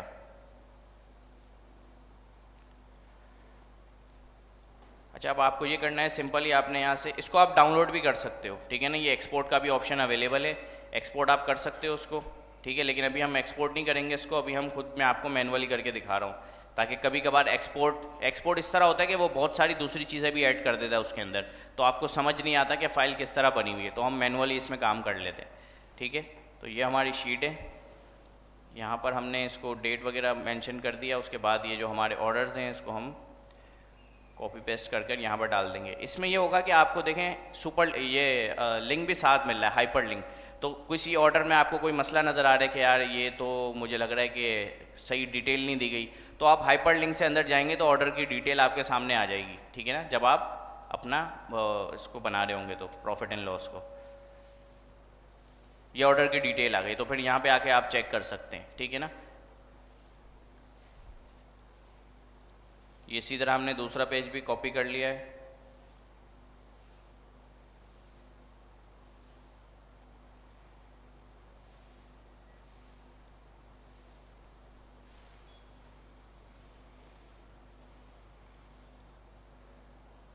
इसी तरह हमने ये तीसरा पेज भी कॉपी कर लिया है, ठीक है। अच्छा, ये सारी चीज़ें आपके पास आ गई।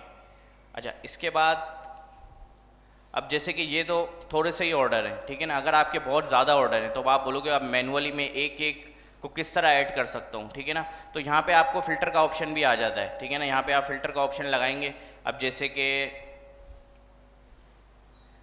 कि यहाँ पे ये आ रही है सारी चीज़ें, ठीक है ना। अच्छा, ये जो हम लोग बेच रहे हैं, ये हम लोग बेच रहे हैं बॉडी मिस्ट। बॉडी मिस्ट के सबके रेट सेम ही है, लेकिन इसमें काफ़ी सारी लिस्टिंग्स अलग अलग हुई हुई है। जैसे कि पैक ऑफ 2 की लिस्टिंग हुई हुई है, पैक ऑफ 4 की लिस्टिंग हुई हुई है, ठीक है। तो हम लोग इसमें चेक करेंगे कि पैक ऑफ 2, पैक ऑफ 4 हमारा पिछले महीने कोई सेल हुआ है या नहीं हुआ। ये देखें, पैक ऑफ 2 हमारा सेल हुआ है पिछले महीने, पैक ऑफ 4 सेल हुआ है, इसको हम अनटिक कर देंगे, ठीक है। उसके बाद हम देख लें बाकी सारे नॉर्मल सिंगल पीस ही है। अच्छा, ये भी पैक ऑफ 2 है, ये भी पैक ऑफ 2 है,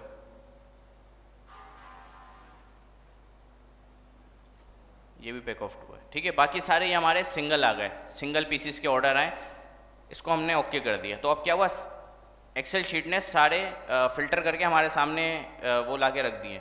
अच्छा, यहाँ पे हम लिख देंगे यूनिट प्राइस, ये हमें अलग से खुद लिखना है, और यहाँ पे हम लिख देंगे ग्रॉस प्रॉफिट, ठीक है। अच्छा, इसकी जो हमें कॉस्ट है प्रोडक्ट की, वो हमें आती है 200 रुपये की कॉस्ट आती है, ठीक है। यहाँ पे हमने 200 रुपये लिखे, और ये हमने स्ट्रेट सीधा इसको हम नीचे ले आए।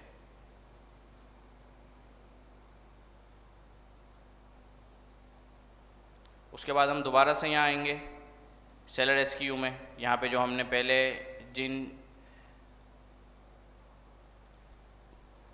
अब पैक ऑफ 2 हम सेलेक्ट कर लेंगे, ठीक है। जितने भी पैक ऑफ 2 है ना, उनको हम सेलेक्ट करके, ताकि पैक ऑफ 2 की सारी लिस्टिंग हमारे सामने आ जाए। ये पैक ऑफ 2 है क्योंकि इसमें डबल नाम लिखा हुआ है, ठीक है। उसके बाद ये आ गया रैंडम पैक ऑफ 2, और उसके बाद हमारे पास ये आ गया, ये हमने सेलेक्ट कर लिया।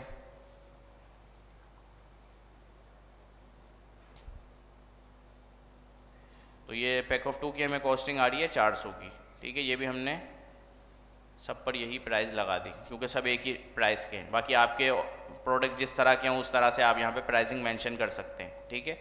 अच्छा, उसके बाद अब हमारा रह गया पैक ऑफ 4। तो पैक ऑफ 4 एक बार कर देते हैं। सेलर एसक्यू में आ रहे हैं, ये सबको अनटिक कर रहे हैं, और हमने इसको पैक ऑफ 4 को सेलेक्ट कर दिया। पैक ऑफ 4 के हमारे 2 ऑर्डर हैं पिछले महीने, तो 200 रुपये का एक प्रोडक्ट हमें पड़ता है उसकी कॉस्टिंग, तो हम यहाँ पे 800 रुपये ऐड कर देते हैं, ठीक है। 800 रुपये ऐड करके हमने यहाँ पे, अभी हमने सबकी यूनिट प्राइस लिख दी, ठीक है। वैसे 38 थे ऑर्डर, अब मैं एक एक करके लिखता तो काफ़ी ज़्यादा टाइम लगता, तो हमने फ़िल्टर करके इसको जल्दी से सॉल्व कर दिया। अच्छा, उसके बाद अब हम आ जाते हैं ऑल पर, सेलेक्ट ऑल हमने कर दिया। अब हमें ये करना है कि हमें जो हमारा जो ये यूनिट प्राइस है, ये हमारा आ गया यूनिट प्राइस, ठीक है। ये हमें इसकी कॉस्टिंग आई है, और ये हमारे पास आ गया पे आउट, जो हमें दराज से पे आउट मिला है, सब कुछ कट कटा के हमें जो हमारे अकाउंट में पैसे आए, ठीक है। तो उसको हम लोग यूनिट प्राइस से कन्वर्ट करेंगे, और फिर हमारा ग्रॉस प्रॉफिट है जो वो हमारे सामने आएगा।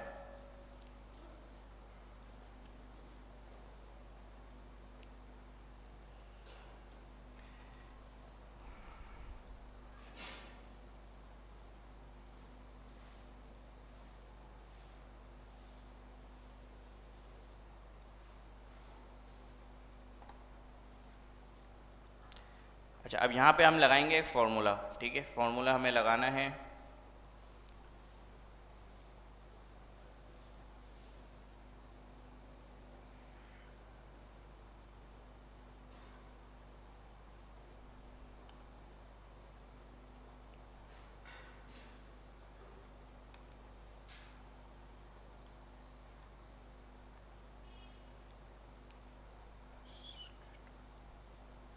अच्छा, यहाँ पे हमने माइनस का फॉर्मूला लगा दिया हमारी यूनिट प्राइस से हमारी पे आउट की प्राइस, ठीक है ना, वो हम माइनस करेंगे।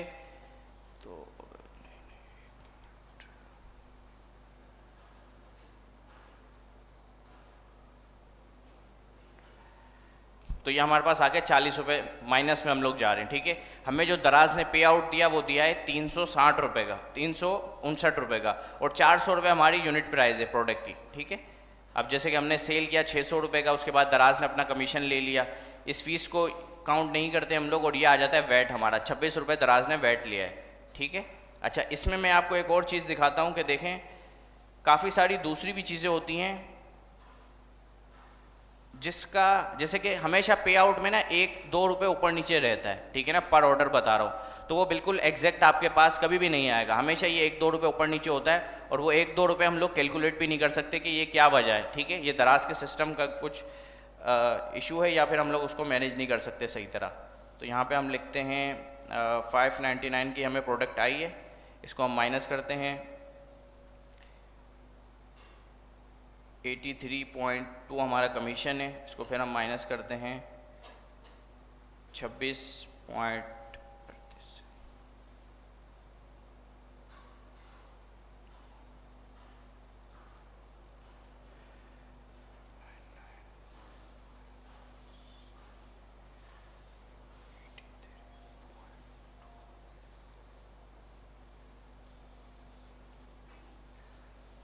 अच्छा, अब ये देखें, यहाँ पे हमें आ रहे हैं 489 रुपीज़, लेकिन दराज ने हमें जो पे आउट दिया वो दिया है 359 रुपीज़, ठीक है।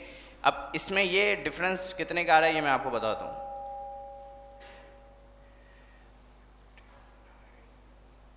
₹130 का डिफरेंट आ रहा है। ये क्यों आ रहा है? क्योंकि हमने इस प्रोडक्ट पर फ्री शिपिंग दी हुई है कस्टमर को, ठीक है। तो फ्री शिपिंग जब हम सेलर देगा कस्टमर को, तो वो सेलर के पे आउट से ही माइनस होगी, ठीक है। तो ये ₹130 हमारी फ्री शिपिंग आई। अब जैसे कि शिपिंग अलग अलग होती है हर जगह की, पंजाब की ₹120 होती है, कराची की ₹90 है, इसके अलावा KPK की अलग है, इसी तरह ₹130 इसमें हमारी शिपिंग कटी है, ठीक है। तो ये आ गया हमारे सामने हिसाब किताब। अब ये इसका फॉर्मूला हम लोग स्ट्रेट सीधा नीचे लेके आ जाते हैं।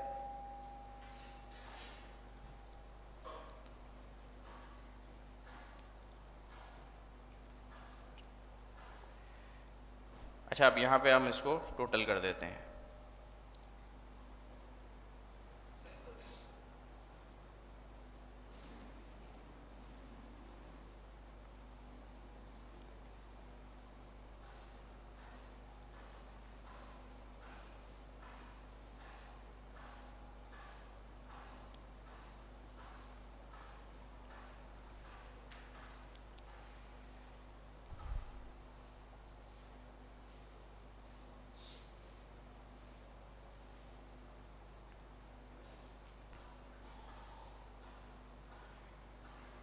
अच्छा, अब ये सारी चीज़ें हमारे सामने आ गई है, ठीक है। ये हमारे पास आ गया है टोटल रेवेन्यू, ठीक है। देखिए, दराज पर जो रेवेन्यू होता है वो अलग होता है। जब दराज पर आप रेवेन्यू देखते हैं तो वो डिलीवरी के साथ आपको रेवेन्यू शो करवा रहा होता है, ठीक है। यह आपका पिछले महीने का करंट रेवेन्यू है, जो कि आ रहा है 17,500 रुपये। इतने का आपने अपने प्रोडक्ट को सेल किया है, ठीक है, या इतने आपके प्रोडक्ट जो डिलीवर हुए हैं, काफ़ी सारे प्रोडक्ट आपके डिलीवरी फेल्ड भी हुए होंगे, तो 17,500 रुपये की आपकी एग्जैक्ट सेल है पिछले महीने की, ठीक है। उसके बाद दराज को आपने पिछले महीने कितने कमीशन दिया? दराज को आपने कमीशन दिया 2460 रुपये पिछले महीने, ठीक है। उसके बाद ये आ रहा है वैट, ये गवर्नमेंट को टैक्स जाता है, जो आपने दिया 724 रुपये, ठीक है। अच्छा, उसके बाद ये आ गया आपके पास पे आउट, कि आपके अकाउंट में पे आउट कितना आया। आपके अकाउंट में पे आउट आया 11,691 रुपये का। उसके बाद ये आपकी कॉस्टिंग आ गई, कि आपकी प्रोडक्ट की कॉस्टिंग क्या थी, जो आपने प्रोडक्ट कस्टमर को भेजा था उसकी क्या कॉस्टिंग थी। उसकी जो कॉस्टिंग आ रही है वो आ रही है 10,000 रुपये, ठीक है। अच्छा, उसके बाद आ रहा है प्रॉफिट एंड लॉस, कि आपको ग्रॉस प्रॉफिट है वो क्या बच रहा है। आपको जो प्रॉफिट बच रहा है वो बच रहा है 1,691 रुपये का आपको प्रॉफिट बच रहा है, ठीक है। अच्छा, इसके बाद ये आ गया आपका ग्रॉस प्रॉफिट। उसके बाद आप नीचे दूसरी चीज़ें ऐड करते हैं, जैसे कि सबसे पहले हमारी आ जाती है पिक पैक शिप, ठीक है। पिक पैक शिप पर आपका कितना खर्चा हुआ, हम लोगों ने हिसाब बनाया था 900 कुछ रुपए हमारी कॉस्ट वो आ रही थी, ठीक है ना। 38 ऑर्डर थे ना हमारे, हम इसको लगा देते हैं 38 मल्टीप्लाई, नॉर्मल जो फ्लायर होता है ना वो 7 रुपये का होता है, ठीक है। और ये प्रोडक्ट भी ऐसा ही है जो कि नॉर्मल फ्लायर में जाता है। ये बॉडी मिस्ट की बॉटल होती है, तो उसके ऊपर हम लोग बबल रैप वगैरह लगाकर बेचते हैं, ठीक है। तो हम 2 रुपये बबल रैप की कॉस्ट लगा देते हैं, 1 रुपये हम लोग प्रिंटर की कॉस्ट लगा देते हैं, 7 रुपये का हम लोग फ्लैट लगा देते हैं। तो टोटल ये हमें 12-13 रुपये इसकी कॉस्टिंग आती है। टोटल 38 ऑर्डर हम लोगों ने पिछले महीने शिप करवाएं, मल्टीप्लाई 13 रुपये हम लगा देते हैं, 494 ये हमारी पिक पैक शिप पर कॉस्ट आई है, ठीक है।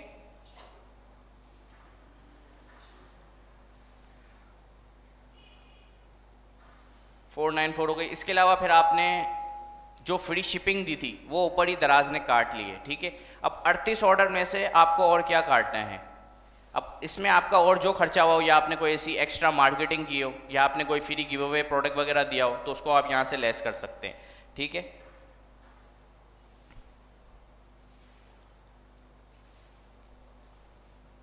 बाकी इसका फॉर्मेट भी आपके साथ शेयर कर देंगे अगर आपको यूज़ करनी हो तो। अच्छा, इसको हम कर देते हैं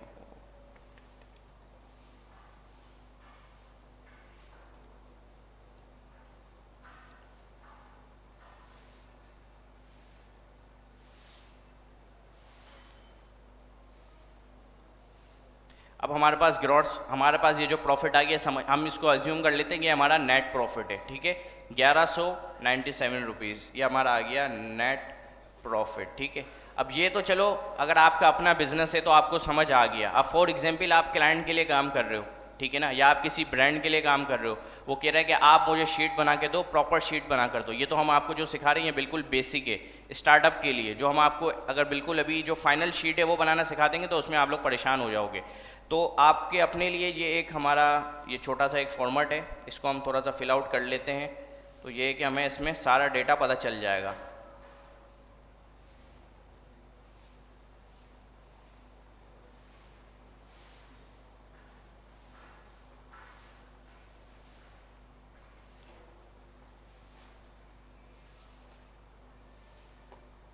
ठीक है।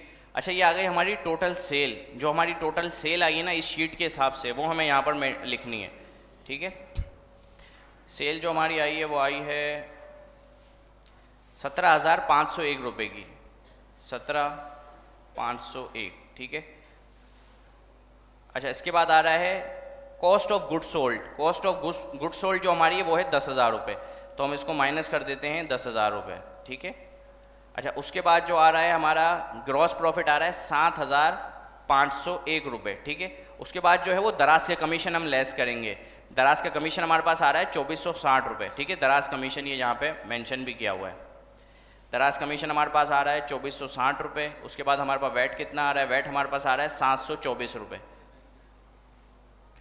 724 रुपये हमने इस पर वैट लिख दिया। फिर हमारे पास अब ये सारी चीज़ें आ रही हैं, डिलीवरी चार्जेस कोई आपने दिए हों, कोई रिटर्न आपके पास आया हो तो वो आप यहाँ पे ऐड कर सकते हैं, कोई पिक पैक शिप का आपके पास आया हो वो आप यहाँ पे ऐड कर सकते हैं, ठीक है। इसके अलावा ट्रांसपोर्टेशन में कोई आपके खर्चा आया हो, जाहिर है पिछले महीने की आपने इन्वेंट्री बाय करने गए हो, पेट्रोल की कॉस्ट आई है, या कोई आपने कोई ट्रेवल वगैरह की कॉस्ट आई है। उसके बाद मार्केटिंग एक्सपेंस आप यहाँ पर ऐड कर सकते हैं। लेकिन अभी हमने फिल वक्त कोई भी चीज़ यहाँ पर खर्चा नहीं किया है।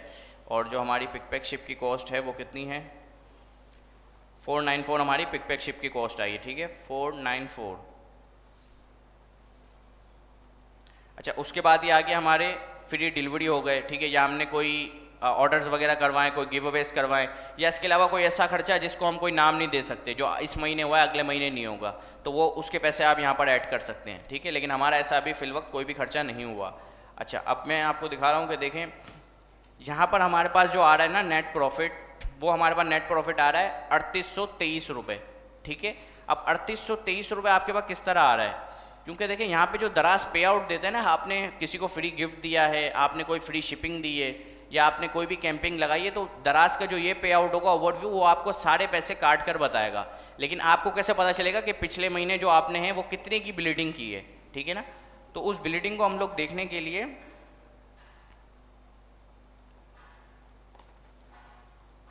ये हमारा आ रहा है यहाँ पे नेट, ठीक है। 1197 रुपीज़ हमारे पास नेट आ रहे हैं, वो हम यहाँ पे लिख देंगे 1197। इसको हम कर देंगे माइनस जो हमारे पास नीचे नेट आ रहा है।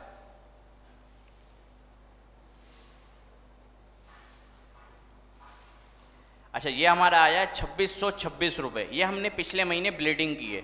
इसके अंदर वो भी कॉस्ट शामिल है जो दराज पर पार्सल 5 रुपये आपसे चार्ज करता है, ठीक है ना, जो कि पार्सल को मेंटेन करने की फ़ीस होती है, हब की फ़ीस होती है, वो भी इसके अंदर ऐड हो गई है, ठीक है। ये एक बिल्कुल बेसिक शीट आपको बताई जा रही है कि आप जो नया काम स्टार्ट करेंगे तो ईजिली इस शीट से आपको काफ़ी ज़्यादा फ़ायदा होगा, ठीक है। तो हम यहाँ पर इसको डाल देते हैं एक्स्ट्रा खर्चे में हमारे 2626 रुपये। 2626 रुपये हमने डाल दिए, तो अब हमारा सेम वही नेट प्रॉफिट आ गया जो हमने ऊपर बनाया था, ठीक है। और आपको पता भी चल गया कि भाई फ्री शिपिंग की मद में या कोई हमारे जो पार्सल जो हमारा 5 रुपये पर पार्सल जो दराज हमसे चार्ज करता है उसमें हमारा क्या खर्चा आया है, ठीक है। तो कोई सवाल है इस हवाले से किसी का? किसी का कोई सवाल नहीं है?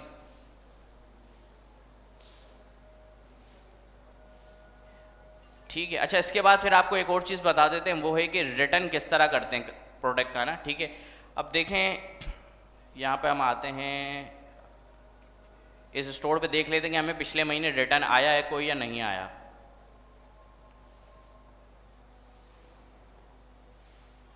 अच्छा, पिछले महीने हमें कोई भी रिटर्न नहीं आया। ये लास्ट जो आ रहा है वो आ रहा है दिसंबर, 21 दिसंबर से 29 दिसंबर का आ रहा है। इस ऑर्डर को हम देख लेते हैं कि कस्टमर ने किस वजह से इसको रिटर्न किया प्रोडक्ट को। ठीक है। अच्छा, ये प्रोडक्ट है फैसलाबाद सिटी। यहाँ पे रिटर्न का रीज़न आ रहा होता है कि क्या वजह है कि कस्टमर ने रिटर्न किया है। Item does not match description और पिक्चर। कस्टमर ने बाय किया, उसको वो प्रोडक्ट पसंद नहीं आया, कोई उसमें इशू आ गया कस्टमर को, या उसने जैसे कि ये परफ्यूम का ब्रांड है तो कस्टमर ने कहा कि नहीं यार, इसकी खुशबू तो मैंने कुछ और ही सोची थी और जब मुझे रिसीव हुआ है तो ये बिल्कुल अलग है, बिल्कुल मुझे इसमें प्रोडक्ट में मज़ा नहीं आया। ठीक है। अब देखें चेंज ऑफ माइंड, जैसे कि एक आपने प्रोडक्ट भेजा है, वो ख़राब हो गया वहाँ जाके, या वो जाके वहाँ पे टूट गया, ठीक है ना, तो आपको अपना रिटर्न रेट हमेशा कंट्रोल करके रखना है। आपका रिटर्न रेट जो दराज जो आपको अलाउ करता है ना, वो करता है 2%। 2% से ज़्यादा आपका रिटर्न रेट नहीं जाना चाहिए। तो अब रिटर्न रेट को मेंटेन करने के लिए हम लोग फाइल करते हैं क्लेम। ठीक है ना, जितने भी हमारे पास रिटर्न ऑर्डर आए हुए होते हैं हम उसको चेक करते हैं।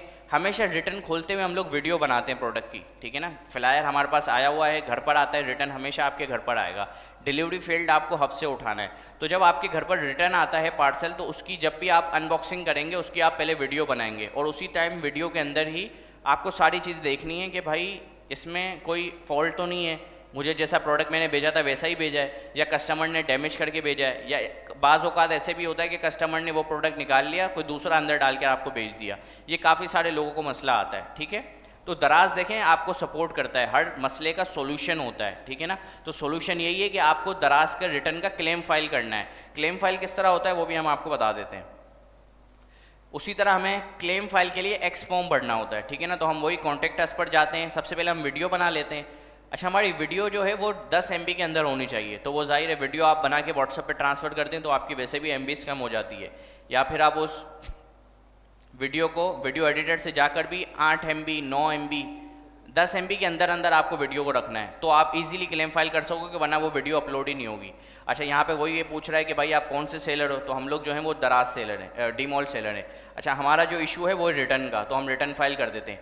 अच्छा, ये आ रहा है सेलेक्ट योर प्रॉब्लम रिटर्न। देखें ये एग्जैक्ट इसको सेलेक्ट करना बहुत ज़्यादा ज़रूरी होता है, वरना दराज आपको क्लेम नहीं देता। दराज कहता है कि नहीं आपने जो रीज़न है वो गलत डाला हुआ है। ठीक है ना, अब फॉर एग्जांपल हमें रॉन्ग आइटम रिसीव हुआ, ठीक है ना, हमने परफ्यूम भेजा था, उन्होंने अपना कोई पुराना परफ्यूम भेज दिया, या उन्होंने उसके अंदर पानी मिलाकर भेज दिया। ठीक है ना, अगर उन्होंने पानी मिलाकर भेजा है तो हम लोग लिखेंगे, इसमें से कोई भी हम लोग सेलेक्ट कर सकते हैं जो भी उस टाइम पे हमारा रिटर्न का इशू आ रहा है। फॉर एग्जांपल हमें उसने कोई दूसरा परफ्यूम भेज दिया, ठीक है, हमने अच्छा वाला परफ्यूम भेजा तो उन्होंने रिटर्न में कोई दूसरा भेज दिया, तो हम यहाँ पे लिख देंगे रॉन्ग आइटम रिसीव। ठीक है, उसके बाद यहाँ पे हमें आ रहा है कि अच्छा, यहाँ पे ये दो आते हैं, जैसे कि वो FBT वाले इन्वेंट्री रिटर्न भी आते हैं, उसमें कोई इशू है तो वो भी हम फाइल कर सकते हैं।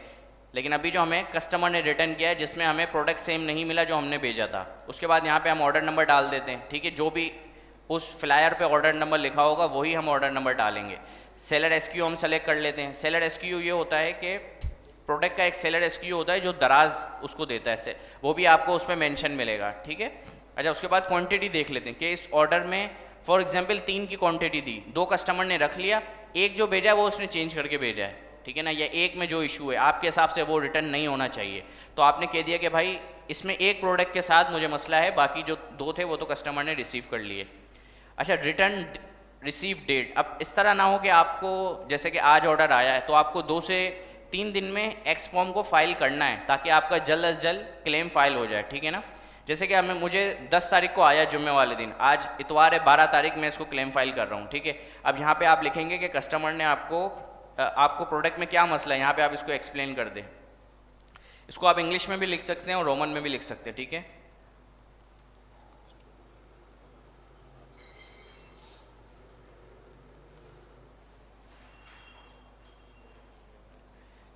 हमने कस्टमर को बिल्कुल सही प्रोडक्ट भेजा था। हम लोग जब भी क्लेम फाइल करते हैं तो हम लोग कहते हैं कि भाई इसमें आप लंबी चौड़ी एक लिस्ट बनाकर भेज दें।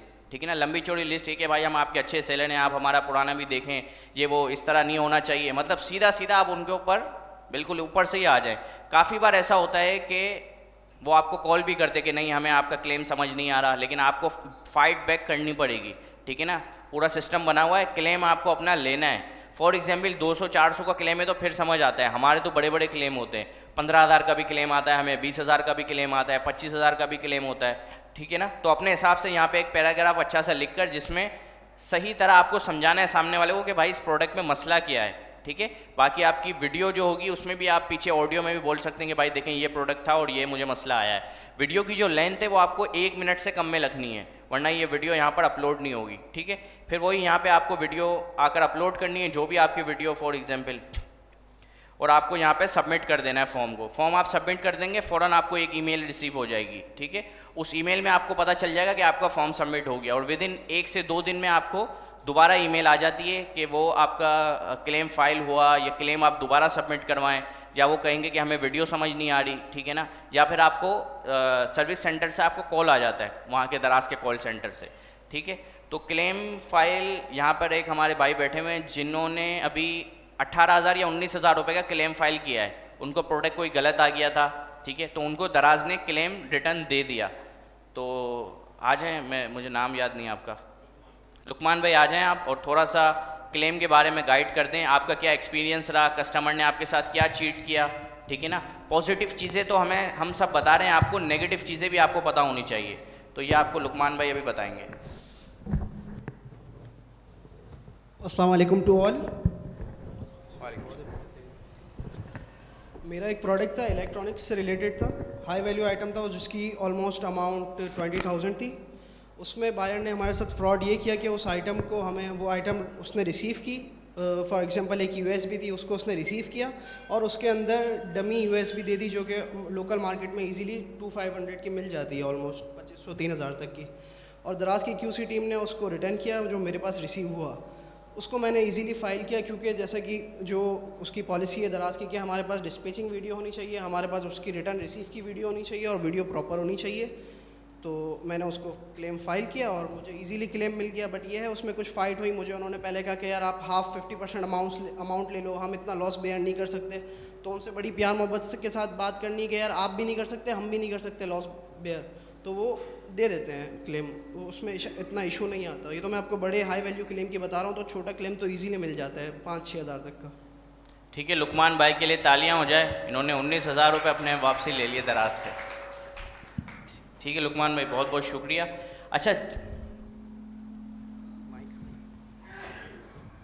अच्छा देखें, जैसे कि हमारा कोई ऑर्डर 1,500-2,000 से ऊपर का होता है ना, तो उसकी हम डिस्पैचिंग की भी वीडियो बनाते हैं,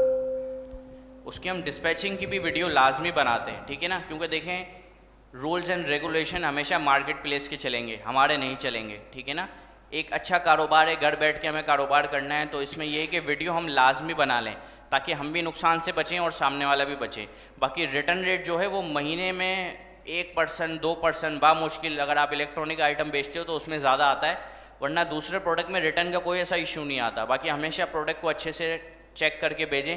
हाँ, ऑर्डर आपका बड़ा हो, 1,500 से 2,000 के ऊपर होता है ऑर्डर, तो हमने तो कहा हुआ है कि भाई इसकी वीडियो लाजमी बनेगी, ठीक है।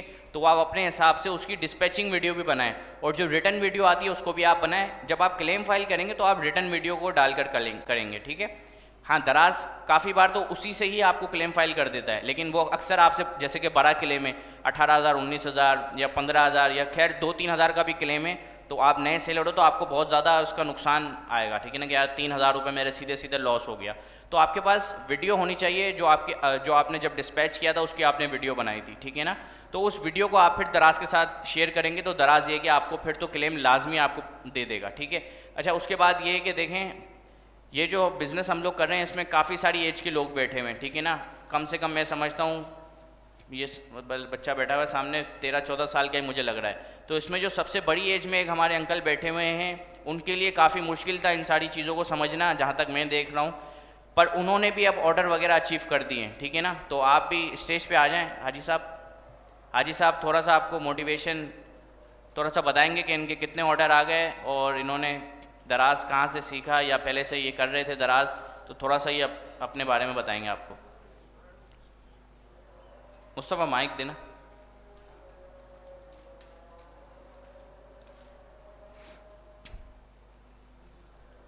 अस्सलाम वालेकुम, क्या नाम है आपका? अब्दुल रऊफ़ भाई हैं ये हमारे, माशाल्लाह। ऑन नहीं है। अस्सलाम वालेकुम वरहमतुल्लाहि वबरकातुहू। मैंने ऑनलाइन की फील्ड में तो काफ़ी मैं 3 साल से हूँ और रीसेलिंग और ड्रॉप शिपिंग कर रहा हूँ, लेकिन काफ़ी अरसे से मेरा एक था कि मुझे दराज पर काम करना है, लेकिन मुझे कोई सी टीम नहीं मिल रही थी या ऐसा कोई कोर्स नहीं मिल रहा था। जिसके पास भी जाता मुझे मायूसी होती थी, तो कोई वो सिखाता नहीं था। तो फिर जब यहाँ का मालूम हुआ तो यहाँ से मैंने काफ़ी सीखा और मुझे इसी हफ्ते में 3 दिन पहले पहला ऑर्डर आया, इसके दूसरे दिन दूसरा ऑर्डर आया और कल मुझे तीसरा ऑर्डर, कंटिन्यू रोज़ाना ऑर्डर आ रहे हैं। तो ये साथ भाई हैं, हारिस भाई हैं, उन्होंने मुझे इनके साथ रहते हुए मैंने सीखा और मेरा ये मकसद था यहाँ पे कि मैं ये कोर्स करूँ और एक ऐसी टीम से वाबस्ता हो जाऊँ कि जिससे मुझे सीखने को मिले और मैं आगे बढ़ सकूँ। माशाल्लाह, ज़ोरदार तालियां हो जाए रऊफ़ भाई के लिए। रऊफ़ भाई आपकी एज क्या है? आपकी उम्र क्या है रऊफ़ भाई? मेरी एज 45। 45 है, माशाल्लाह। तालियां हो जाए रऊफ़ भाई के लिए।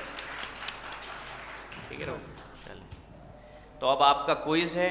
क्विज़ का उम्मीद है कि आप तैयारी करके आए होंगे और आपको पता है कि क्विज़ जो जीतेगा उसको, पिछली बार तो हमने कोई 2-3 हज़ार का फ़ोन दिया था, इस बार हम और ज़्यादा अच्छा गिफ्ट देने वाले हैं अगली क्लास में। ठीक है, तो खाली नहीं छोड़ना पेपर को, पूरा पेपर आपको फिल आउट करना है।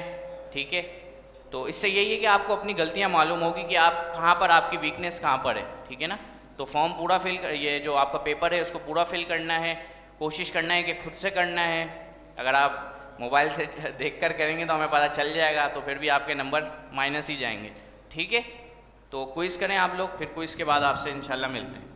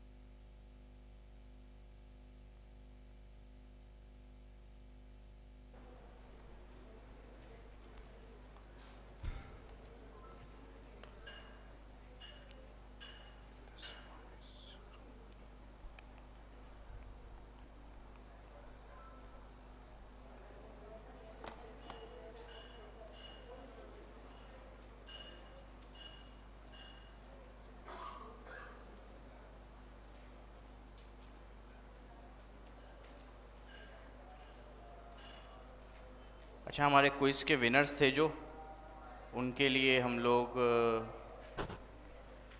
उनको इनामात दे देते हैं ताकि अच्छा पेपर हो जाए दोबारा से ना, पहले से प्राइज़ मिल जाए तो आप लोगों के सामने।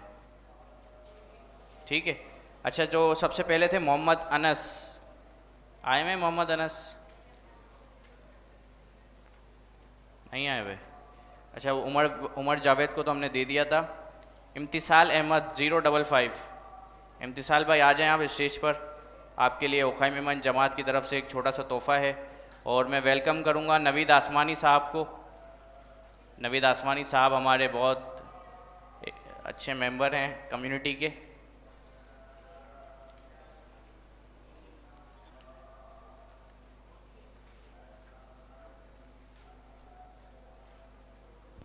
अस्सलाम वालेकुम, कैसे हैं? ये माइक देना।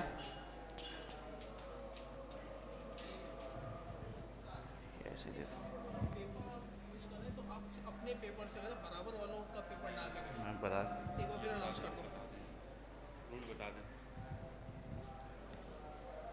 इम्तिसाल भाई बहुत बहुत मुबारक हो आपको। एक तालियां हो जाए ज़ोरदार इम्तिसाल भाई के लिए। अच्छा, एक लेडीज़ भी हैं हमारी, इनका नाम है तस्मिया आमिर। इनके भी माशाल्लाह ऑर्डर आने लग गए हैं।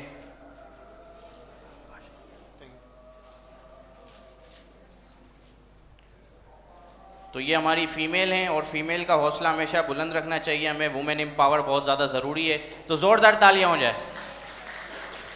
और नवीद भाई कुछ आप कहना चाहेंगे? यहाँ पर बच्चे जो काफ़ी टाइम से सीख रहे हैं, समझ रहे हैं, माशाल्लाह ज़्यादातर लोगों के ऑर्डर आ गए हैं। कुछ लोग ये है कि मायूस हैं, तो उनके लिए कुछ आप अगर दो लफ्ज़ कहना चाहें।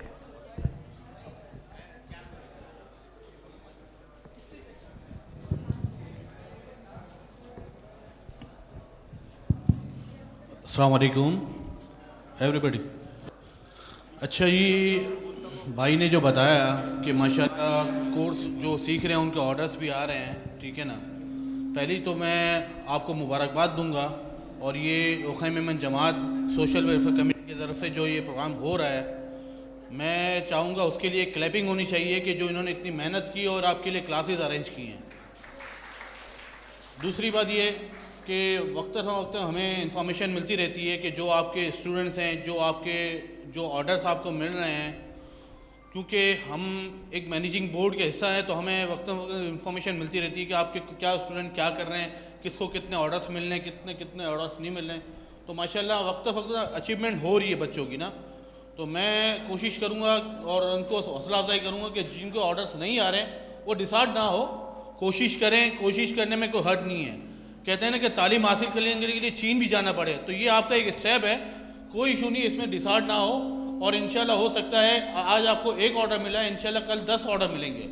तो प्लीज़ अपनी जद्दोजहद को कामयाब रखें और मायूस ना हो कि ऐसा नहीं हो कि आप इसको छोड़ दें। और ये आपको एक हिस्सा है, और ये आज माशरे का एक हिस्सा बन गया है ई कॉमर्स का, दराज का। और तो मेरी तमाम विशेष आप भाई बच्चों के साथ, बहनों के साथ है, तो प्लीज़ इसको ड्रॉप ना कीजिएगा और आगे भी जो मौका मिलता है उसको फराहम करें और उसको हासिल करें।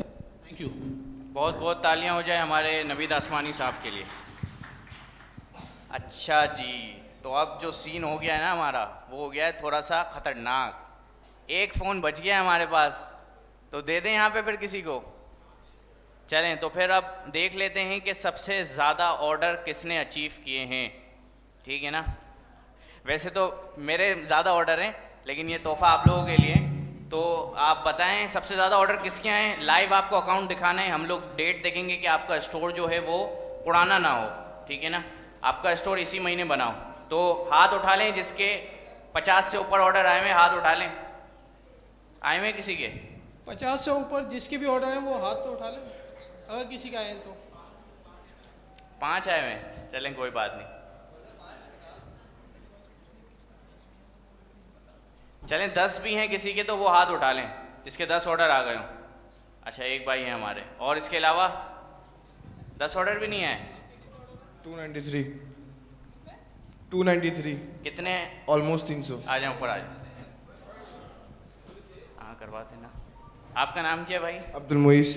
अब्दुल मुइस भाई के लिए ज़ोरदार तालियां हो जाए। इन्होंने ऑलमोस्ट 300 ऑर्डर जनरेट कर लिए और विद इन अ मंथ, अभी इनका महीना भी पूरा नहीं हुआ, लेकिन अभी इनका जो स्टोर है वो थोड़ा सा डाउनफॉल में जा रहा है। उसकी वजह ये है कि ये घूमने फिरने चले गए थे पाकिस्तान टूर पर, जिसकी वजह से इनका स्टोर थोड़ा डाउन हो गया।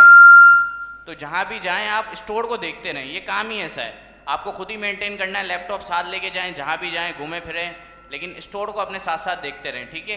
तो 300 इनके ऑर्डर्स हैं। आप ये बोलें प्रोडक्ट ना बताएं, लेकिन ये बता दें कि क्या इनकी जर्नी रही और कितने दिनों में इन्होंने 300 ऑर्डर जनरेट किए और इन्होंने इससे कितने पैसे कमाए। जी भाई, हाँ स्टोर खोल के दिखाना पड़ेगा, सही है। आपका ज़रा लॉगिन पासवर्ड दे दें भाई।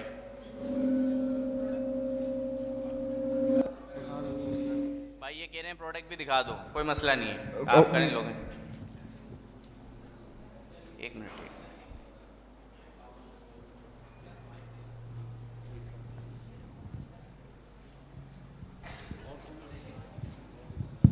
अच्छा, ये क्विज़ जो आपको दिया गया है, बराए मेहरबानी ये अपना क्विज़ कीजिए, बराबर वालों का ना कीजिए ना। आपको इंडिविजुअल पेपर इसीलिए दिया गया है ना, तो ख़ास तौर पे फीमेल्स में मैं देख रहा हूँ कि एक दूसरे की हेल्प ज़्यादा की जा रही है। पेपर एक्सचेंज कर लें, कोई इशू नहीं है, सवालात अलग अलग आपको मिलेंगे, लेकिन अपना क्विज़ कीजिए, सही।